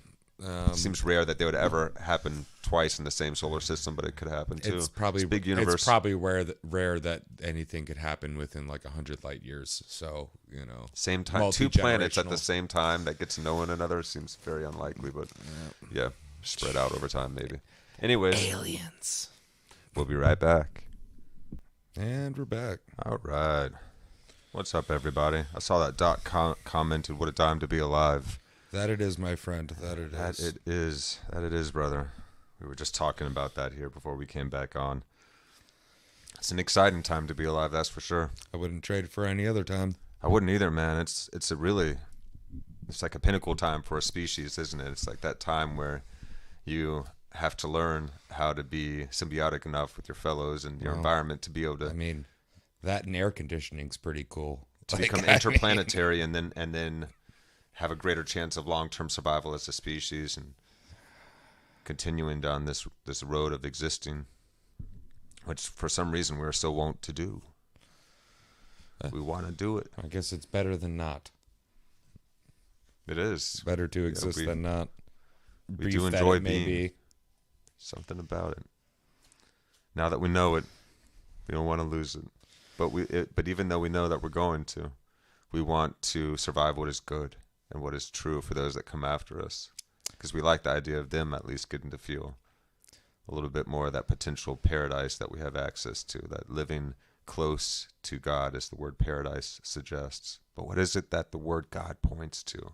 That's what we are trying to figure out now. So there's a lyric in an Imaginary Man song. I'm a band I'm in. So now that you know it, go out and show it. You'll never know it until you show it. Now that you see how it can be, go out and live it all for love. Go out and great, live it man. all for love. And it's a very upbeat song, but that popped into my head. It's like, well, now that you know, go out and show it. You'll never know it until you show it. That's Now true. that you see how it can be, go out and live it all for love. Wow. Never really thought of it that way. I've been singing And the it's the lyrics to calling that of for every years. hero and warrior that Yeah. fought to protect his family or his tribe. It's the thing that inspires the mother and the caretakers, the wise elders, everybody.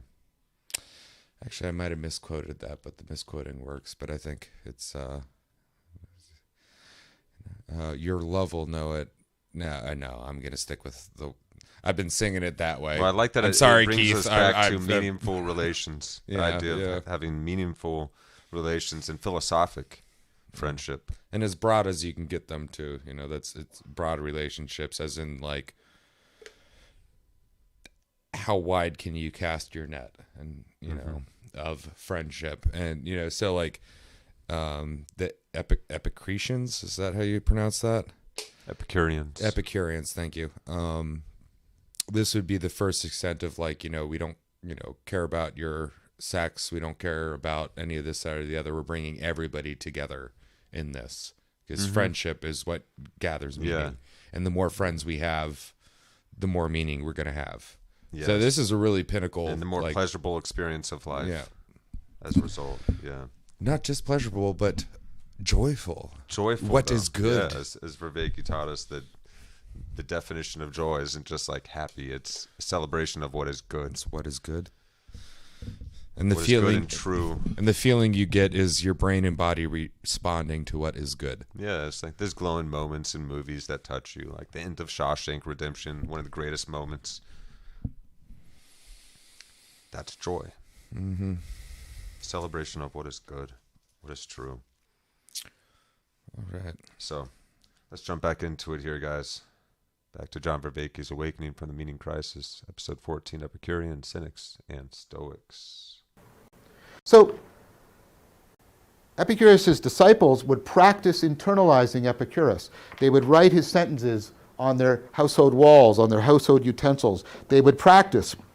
They would form communities together where they would reinforce all of these practices, where you constantly train in being able to accept your mortality. Now, I think this is valuable to us.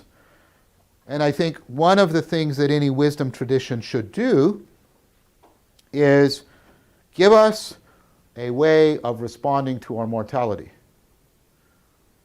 I would recommend that project doesn't stop. I recommend Tillich's book, The Courage to Be, as a discussion about that from a more modern context. And as I said to you, we are not caught by the usual framing, right? Either you believe in an afterlife or your current life is meaningless. Instead, the Epicureans say there's an alternative strategy, there's an alternative therapy for dealing with the anxiety, and that is by learning how, not just learning beliefs, but learning how to live in the acceptance of your mortality. Now, while I think this is relevant, I don't think that their diagnosis is sufficient. I do not think that the meaning crisis of the Hellenistic period was driven primarily or solely by a fear of mortality. Why? Because mortality has always been with us and always will be with us. I think they're right that periods of chaos and domicide exacerbate. We know this from mortality salience research, right? Things that are making us feel more vulnerable tend to make our mortality and our terror around it more salient to us. But I think there's another school that gets a better understanding of what was going on in the Hellenistic period and gives a more comprehensive answer. And this is the Stoic school. Now, Stoicism is very relevant because Stoicism is a direct and explicit ancestor to some of our current forms of psychotherapy.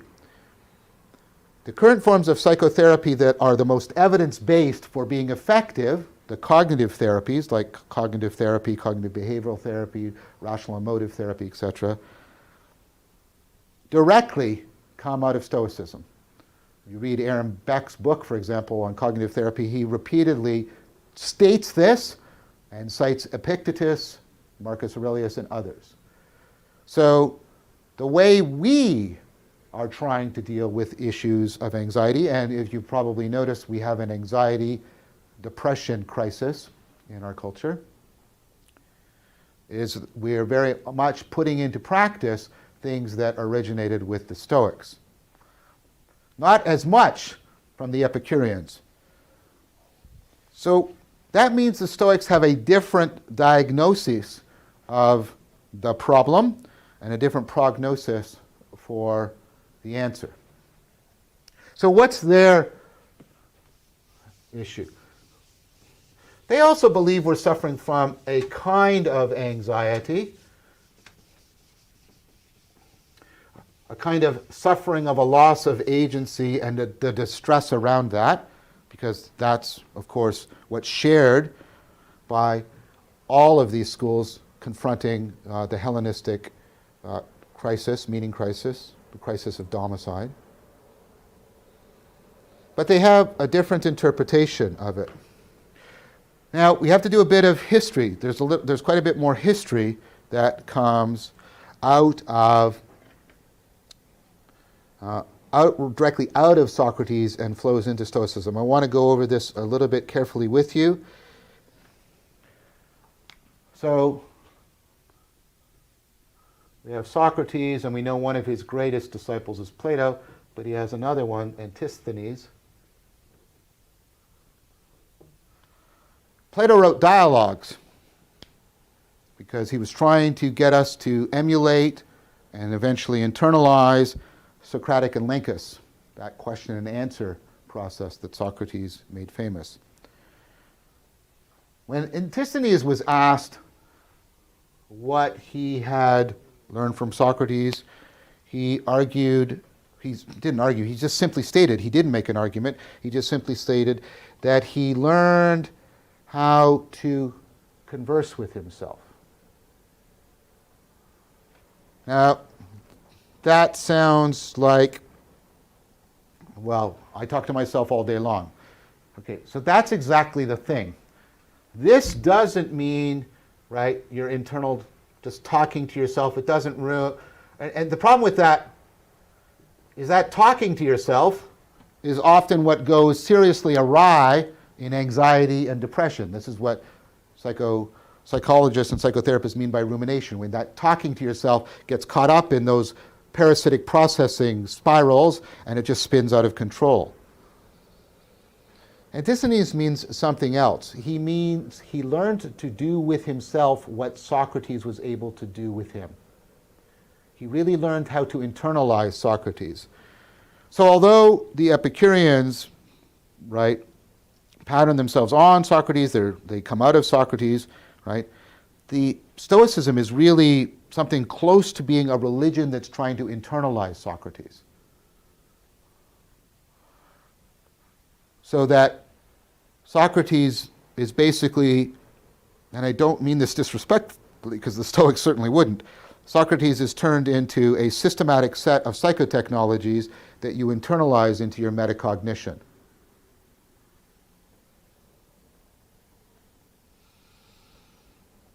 So,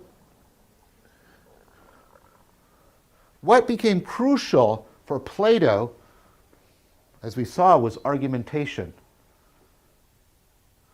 But for Antisthenes, the actual confrontation with Socrates was more important. Both Plato and Antisthenes are interested in the transformation that Socrates is affording. Plato sees this happening through argumentation. Antisthenes sees it as happening through confrontation. And you can see how they're both right. Because in Socratic and Lyncus, Socrates comes up and he argues with you, but of course he's also confronting you. We talked about how he's sort of slamming the actual revolution into your face. So, Antisthenes has a follower, Diogenes, and Diogenes epitomizes this confrontation. And by looking at the kinds of confrontation, we can start to see what the followers of Antisthenes are doing. So Diogenes basically does something analogous to provocative performance art. He gets in your face in a way that tries to provoke you to realizations, those kinds of insights that will challenge you. He tries to basically create aporia in you, that shocked experience that you had when confronting Socrates that challenges you to radically transform your life. But instead of using argumentation and discussion as Socrates did and Plato picked up on, they were really trying to hone in on how to try to be as provocative as possible.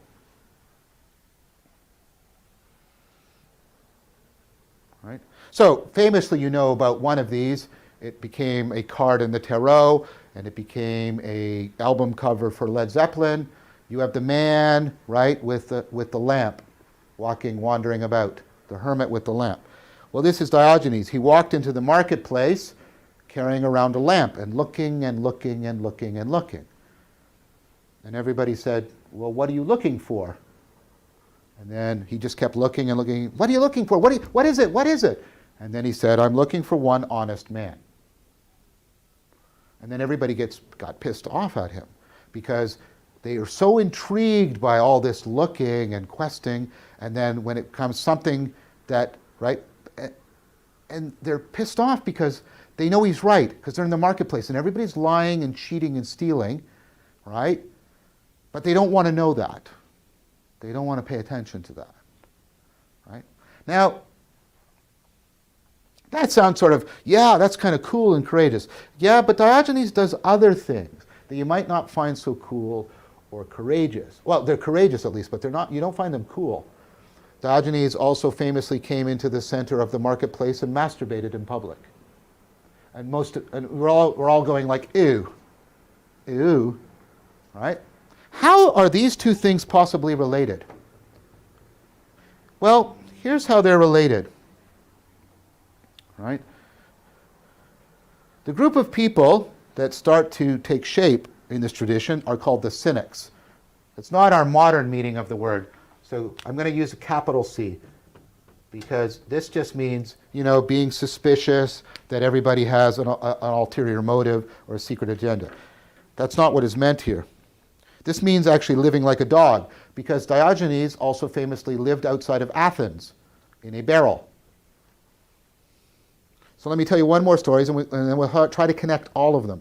So Alexander, the future emperor of the world, on his ascendance into godhood, comes to visit Diogenes. So you can imagine, here's the whole, all of this entourage, and here comes Alexander to visit Diogenes, and he comes up to Diogenes and he says, I can give you half of the world. What do you want? And all Diogenes says is, could you move a little to the left? You're blocking my sunlight. So why is he living in a barrel? Why is that his answer to Alexander? Why does he look for one honest man? Why does he masturbate in public? What is going on? Well, the Cynics had a particular understanding of the Hellenistic domicile. They had the idea that what causes us to suffer isn't what we set our heart on. It's not just the particular that we set our heart on our life and we're afraid of losing it in death. We can set our heart on all kinds of things that ultimately will cause us to suffer. Why? Well, their idea is when we set our hearts on the wrong things, those things will fail us, and that's how we suffer. You can see some similarities to some aspects of Buddhism and to some of the asceticism that the Buddha first practiced himself.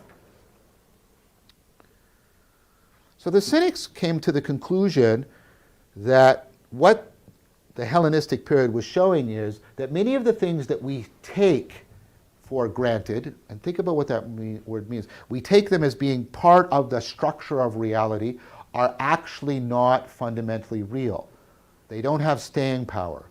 They're not permanent. They're actually man-made. They are historically, culturally dependent, and they are temporary. And when we set ourselves on these things, the current of events can easily and readily wash them away, and then we are left bereft. Our hearts are torn from us, and that is how we experience domicile. Okay. So, what should we do then? Well, you should learn, not just acquire a set of beliefs. Diogenes isn't just believing things, he's living in a certain place in a certain way. Right?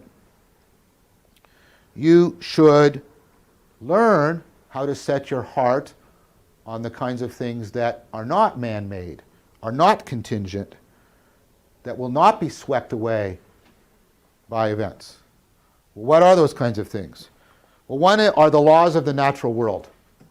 So this is why Diogenes lives in a barrel. He wants to live as much as he can like an animal, in one sense. In another sense, he doesn't want to live like an animal at all. But he wants to live as much by natural law as opposed to man-made law. He doesn't want to be invested in man-made cultural institutions or practices, cultural, political value systems, because those will end. And then if we have set our heart upon them, our hearts will be broken. So you want to, as much as you can, live according to the patterns of nature, because those are not man-made, and those will not disappear with the change in history or culture. Now, if it was just that, then of course Diogenes would just live like an animal. But the Cynics also said, in addition to natural law, there are moral laws. There are moral laws as to what is a proper way to be a good human being. Now, you may say, but isn't that all culturally relative? And of course, that's a big dispute. But one of the things that the Cynics did was to try and make a distinction between moral principles that are culturally based, moral principles that are not culturally based, and purity codes that are culturally, historically based. And they are similar to each other in ways such that we can often confuse them together. So, a good way of understanding this is, in terms of more modern language, of guilt versus shame.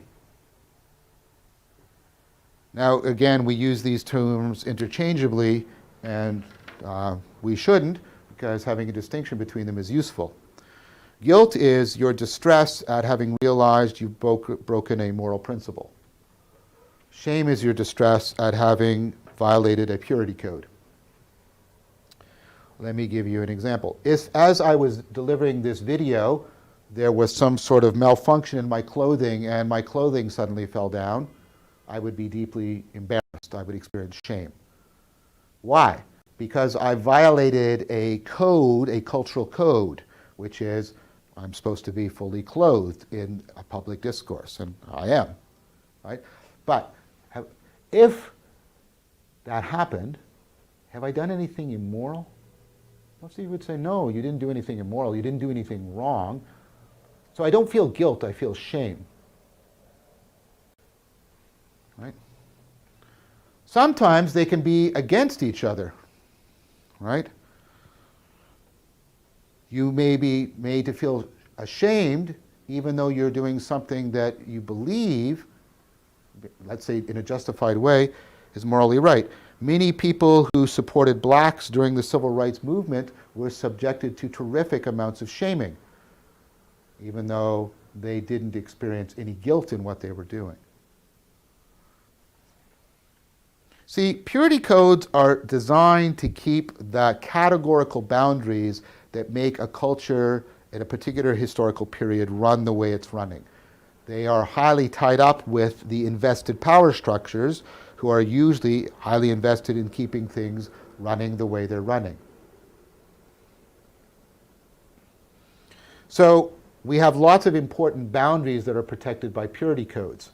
So for example, just to give you one more example, just to make it clear, none of you, I hope, would be distressed by me doing the following. Here's some water.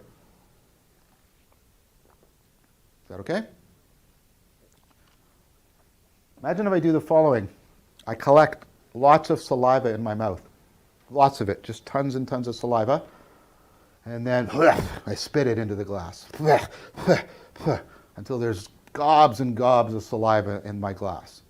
And now I swirl it around, just imagine it, come on, and then I drink it. And now you're going, ew! Now notice, if I mix the water inside my mouth and swallow, you're fine with that. But if the saliva comes outside of my mouth into the glass, you find it repellent. Okay? That's because there's an important purity code here. The purity code is, this is the boundary of John, and things inside this are John, and pieces of John should not come out into the world. John should not spit, John should not fart, John should not burp, John should not cut his fingernails off and leave them in front of you. John should even not leave his bed unmade because he's leaving his impression behind, and that's yucky. Okay, that's a purity code. Now, very often we confuse purity codes with moral codes. We confuse purity codes because we confuse our disgust reaction, that's often purity code based, with a moral judgment that should be based on reasoning and evidence. Please listen to me very carefully with what I want to say. First of all, I'll give you something non-controversial. Both of my parents are dead, but suppose they were alive. I don't want to see them having sex. I don't. I would go, ooh. Ah. Is that a moral argument? Of course not. There's nothing immoral with them having sex. That's why I'm here. In a similar way, and please hear what I'm saying, I might not want to see two men having sex. That doesn't mean that that is any way a moral judgment on my part. A lot of the ways we have persecuted gay people is because we have confused a purity code disgust reaction with a legitimate moral argument. The people who started the process, and we're still pulling them apart today, right now, right here, right now, were the Cynics. What Diogenes was trying to do was get you to pull apart the moral code from the purity code. He did nothing immoral by masturbating in public. But although lots of people were doing stuff that was culturally acceptable in the marketplace, most of it was immoral. Do you see? Alexander comes to him and offers him power and fame, but those are all the things the Stoics say are no good. The Cynics say are no good because if you set your hearts on them, those are man-made, human-defined, and therefore your heart will eventually be broken. Set your heart on what won't get broken. So, the Cynics developed this very powerful, provocative way of enacting Socrates and trying to get us, the Cynics are trying to get us to realize what we're setting our heart on and to pull apart our automatic disgust reactions from moral reflection on what we're doing.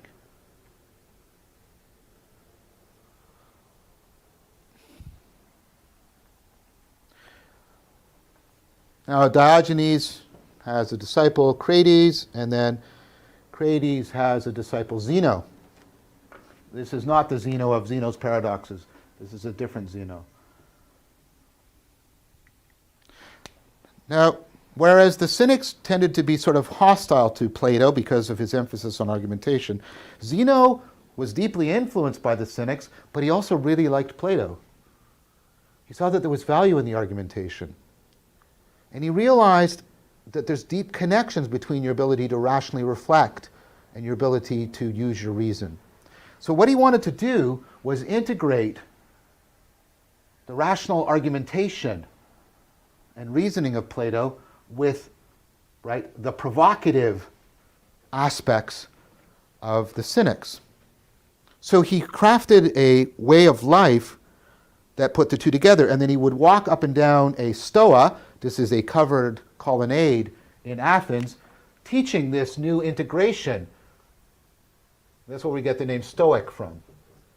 Stoic doesn't mean being, stiff upper lip and tolerating the decline of the British Empire or stuff like that. It means something much more sophisticated. So Zeno's insight was there's something deeply right about the Cynics, but they're getting something wrong. Right? They're concentrating too much on the product and not enough on the process. Right? They're concentrating too much on what we're attaching our heart to rather than the very process of attachment itself. Because the Stoics said, yes, particular cultures and history are variable, but being social isn't. Human beings are inherently social. Yes, particular political, cultural, and historical institutions and traditions are variable, but it is part of our humanity to be social. We shouldn't be leaving the polis. Because notice that Diogenes and Socrates have to actually enter the polis to practice their philosophy. So, Zeno said, it's not what you set your heart on, it's how you set your heart. And this is always a hallmark of rationality. One of the crucial, and this goes like even recent work on rationality, Keith Stanovich, and that, the hallmark of rationality is learning not to focus just on the products of your cognition, but find valuable and pay attention to the processes. What process? What is this process of setting your heart on? Right? Well, it's something we've already talked about. It's this process of co-identification. It's the process by which the agent-arena relationship is set up. It's the process by which you're simultaneously assuming an identity and assigning an identity. And you're doing that all the time, unconsciously. Now, the Stoics say, that process of co-identification is where your identity is being formed. That's where your agency is taking shape. But if you mindlessly co-identify, if you do it automatically and reactively, you will, if you'll allow me the acronym, you'll mar that whole process. It'll be open to all kinds of distortion, self-deception, self-destruction. You can see here again the axial age ideas. So what do we need to do? Well, we need to pay attention to this process. We need to pay attention to how we're assuming and assigning identities. We need to do it in such a way that we can strengthen our agency in the face of the threat of domicide. So what I want to explore with you next time is, what did the Stoics actually advocate as practices, and how are these currently being taken up in our own psychotherapeutic endeavors to deal with our own version of domicide and the meaning crisis? Thank you very much for your time and attention.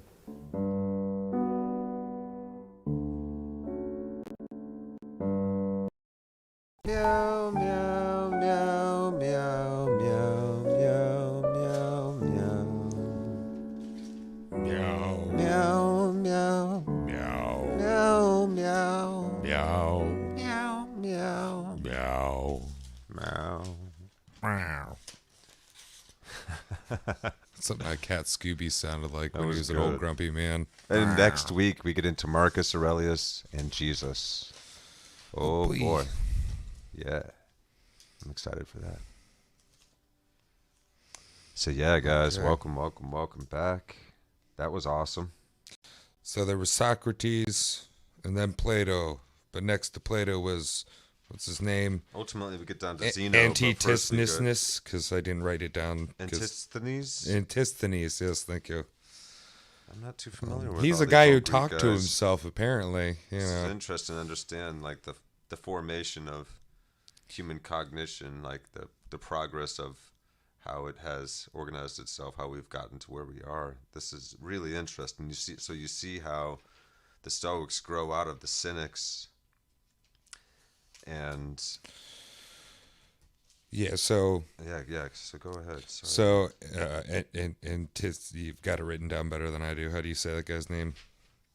I'm trying to find him. Antisthenes. There you go. Yeah, Antisthenes. So he internalized Socrates. A lot of that talking to himself was, instead of talking to other people, talking to himself. And so he had a protege, which was Diogenes, which is the guy with the lamp, but also the guy who masturbated in public and lived in a, Yeah, so these were like the Epicureans, yeah. and they developed into guys like this. Well, it's a perform. He said he was a performance artist, which yeah, makes the difference sense, between Plato, which was kind of confrontational with his kind of like Zen way of introducing challenging concepts and ideas to disrupt people's normal way of framing reality. These guys would provoke and outright shock people to try and help them see the difference Plato between was their morality argumentative, and their purity. Whereas these guys were laws, confrontative. Yes. To confront opposed to argue, which eventually right. we get to the point Argumentation versus just sheer where confrontation. and so Diogenes is like the patron saint of all broody actor street scum guys that they're just like whatever. The president comes and is like, "Hey there, young man." He's like, "Hey, can you get out my light, dude?" People that just shock for the sheer reaction and that kind of thing. So they were, so the Epicureans being early secularists, they were prone to this. I like how he gets us up to, Stoicism being relevant because it's a direct ancestor to our modern therapeutic techniques. Yeah. We were at a point in time where we were recognizing the anxiety and depression in our culture. This was happening in a very wide range of city-states. Very many civilizations were involved in this Hellenistic era. Just this sense of suffering, of loss of agency, ongoing crisis, domicide. This is what we're trying to skirt right now in our world today, is spiraling down into something like this. So we look back and understand, how did we get to Jesus? How did we get to people like Marcus Aurelius? How did we start to develop these deep senses of nobility and wisdom? And so we got to Jesus and Marcus Aurelius through a guy that walked into the market in one instance saying, "I'm looking for an honest man," and then the next instance, to make a point, starts masturbating to teach us the difference between something that's amoral and something that hits your disgust purity ritual and mechanism. We have some of these purity beliefs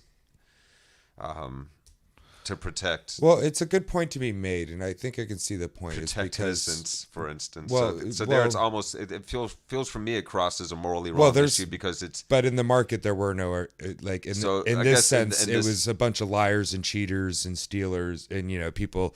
I hope there weren't kids around. That was my concern. That's where it gets into morally wrong. Yeah, but otherwise it's a purity issue. I get it. Don't derail me. Don't go. What I'm trying to say is, I know the point. I think I know the point that he was making. I see the point he's making. Yeah. There's no the people in the market.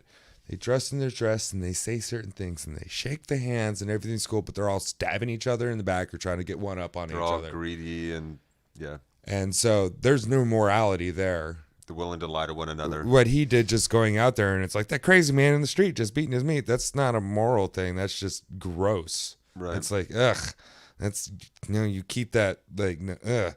Even though if you flip it in the other way, you could look at the amoral people and be like, ugh, that's gross. But we don't do that, but we confuse morality with disgust. With purity, with disgust, yeah. And, we've more than just, like he mentioned, You can see how we do this in many ways in our own cultures. Dude, more than just, the persecution to gay people because of discussed or whatever, but like in some the places it's the very inappropriate for a woman to even show her hair. But the genocide of entire peoples because we were tricked into our disgust mechanism, like yes, well, yes. like So rather than what Hitler did with the Jews, saying that they're infested moral with lice and principles, other. which you can find cross cultures and Yeah. we can find a lot of congruence. So don't confuse your morality with your You can disgust find, mechanism. they can be It's argued for dangerous. with reason, Yeah. and we find them relevant and reliable. Well, maybe the cynics were the ones to push us to like push that disgust mechanism. It's like, I'm doing nothing wrong. I'm living with the dogs in this barrel. I ain't hurting nobody. I'm just disgusting creature, but I'm living better than you who would steal the silver out of your best friend's pocket if it wasn't so tight. It's Something really like interesting that. thing that they were doing that. So Like, so Zeno comes along and refines it. Yeah, he liked Plato. He's like, he liked Plato. He liked his argumentation, but he also liked him like living this way. So he was the walker. He just walked back and forth and back and forth. Yeah, and Back and forth. and he became known as a Stoic for that reason. And the Stoics became known for that reason because they would do that at the Stoa, but then they would take it out into the world. They'd take it out into the polis, out amongst the people, and they would live and demonstrate a higher moral way, and then they would argue for and dialogue on that, and then they'd get into groups and like help try and perfect one another, living up to these higher ideals of goodness towards one another, and so on and so forth. So also the Cynics, they had a differentiation between the morals of man and or the laws of man and the laws of nature. What man says is real is not real. It's going to fade into the sand. So I'm going to live in the natural laws because those won't break your heart if you put your heart on that. Basically set your heart on suffering if you set your heart on the wrong thing. So they don't want to set their heart on the wrong thing. And, Cynics in modern days too, I don't want to like fall in love because I'll get my heart broken because that stuff's not real. Right. It's just a function of the whatever, like sales industrial complex, man. It's pretty much the same stuff. It's true. So you learn to set your heart on the stable things, which is, natural laws opposed to man-made laws. And the moral laws we were talking about earlier is the proper way to be a good human being, what you'd think is to be a good human being. Living in a barrel with a dog doesn't make you a bad human being. It makes you kind of gross. But right. like stealing from your wife is, or like whoever you can in the but marketplace is. It's good for us to have good relationships. It's part of our humanity to be social. So I think that's what he meant by you have to leave the Stoa. It's more about our moral reflection versus our disgust as far reaction. as what's his name? How to live true with one another Zenu is the answer to all of this. Like get past your petty purity ideals. Yeah. They might be useful in some sense for organizing societies in some way, but the real game, of course, the thing that we can and must work on, the only thing that's really going to give us deep meaning and any sense of control and potential to help improve the situation is going to be that inner reflection. So the product over process is an issue because it's not about the product, it's about the we're trying process. To recognize the way. And so Zeno's like the Cynics are stuck on the actual stuff that people are offended by. They're stuck on the products. It's the way of that we are seeing the world that is the real thing that we can attune to.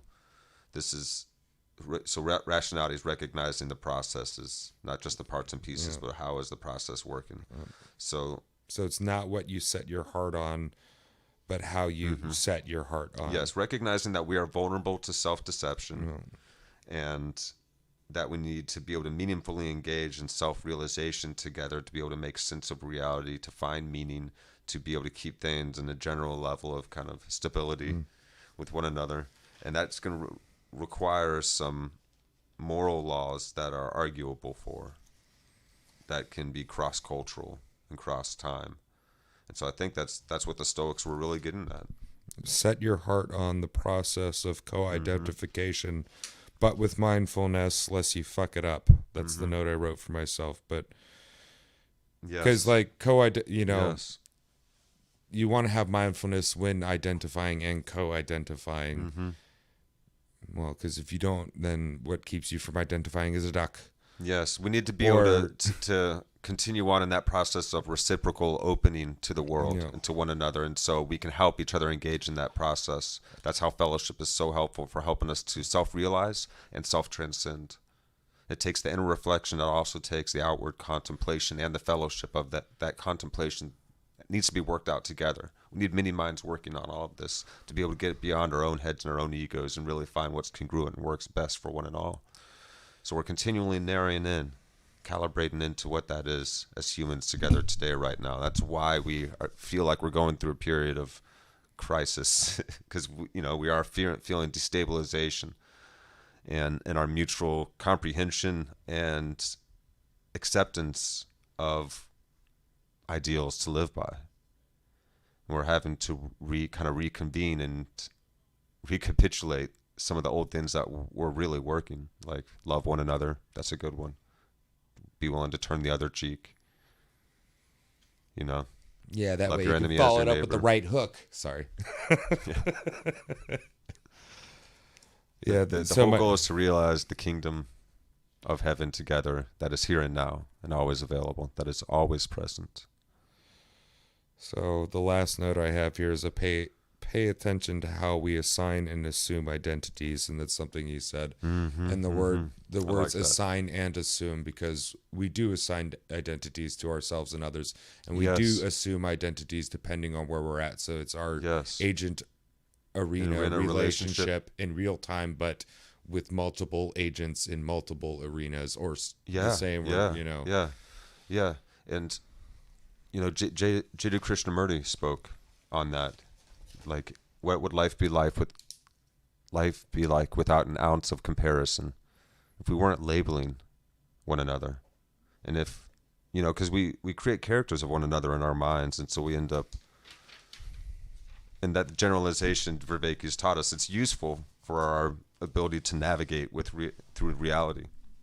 We have to be able to generalize to some degree with our brains, but we are also vulnerable to self-deception because of this generalizing mechanism feature in our cognitive development, and that we can fool ourselves sometimes by overgeneralizing I don't into superficial distinctions within. So we get caught back and forth in this game. So that the process of self-reflection and then shared engagement and contemplation and wisdom, so we can develop our sense-making capacity better together, because it's got to be able to work from one person to the next and in large groups. So we have to figure it out together, so it's mutually understood and supported. I don't think realized. we'll ever get rid of the assigning and assuming. No, it's a feature. Nor that should we. Nor downside. should we. It's like No.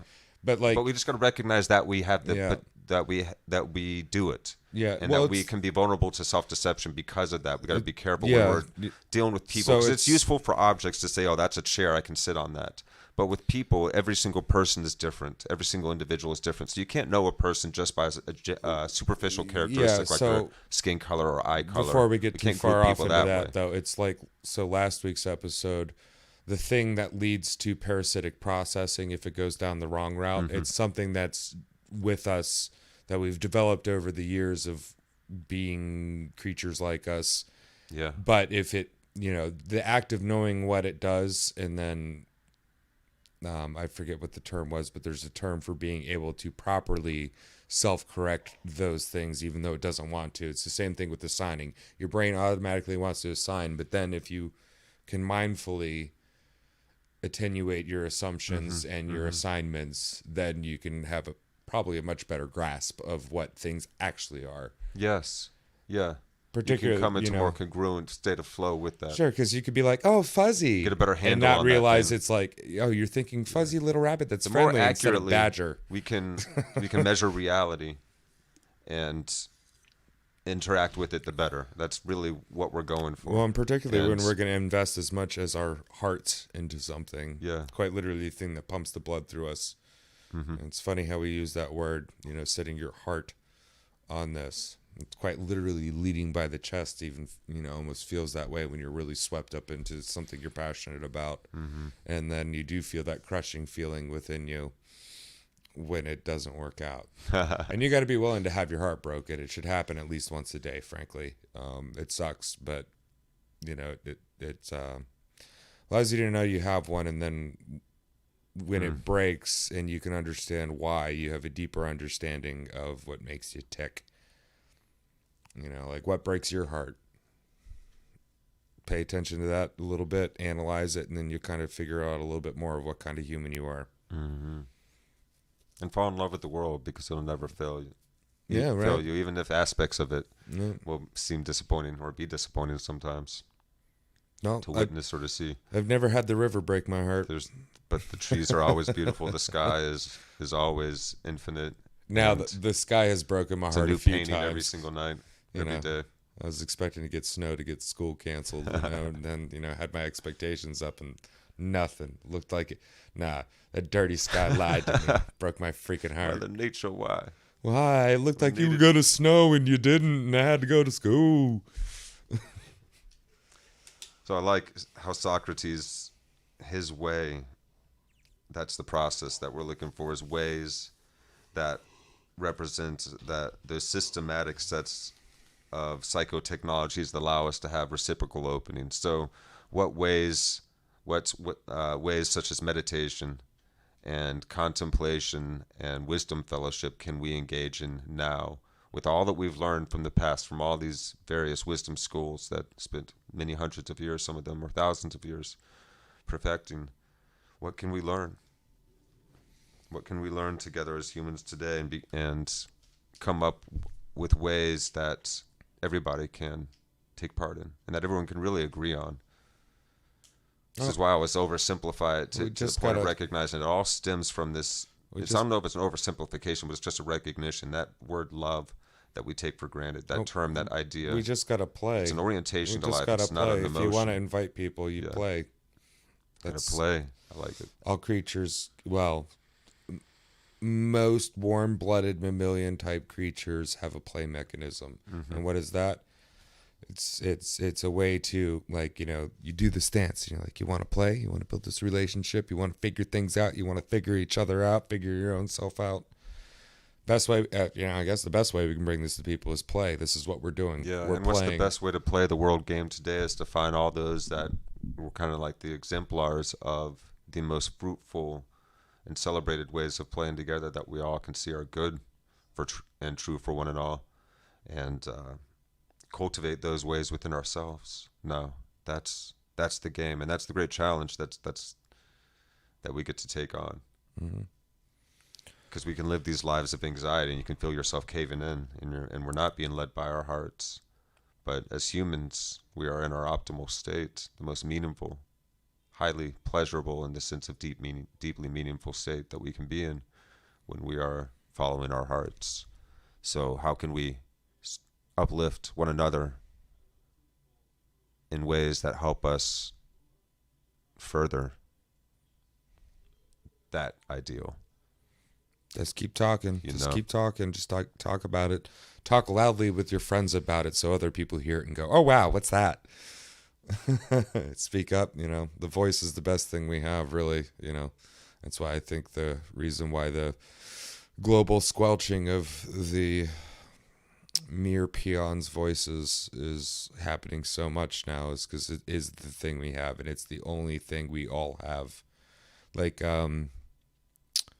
What was it? In Dune, they had the power of the voice. They had this voice, but then also in, I think it was the Balgariad or Pawn of Prophecy. Series, yeah.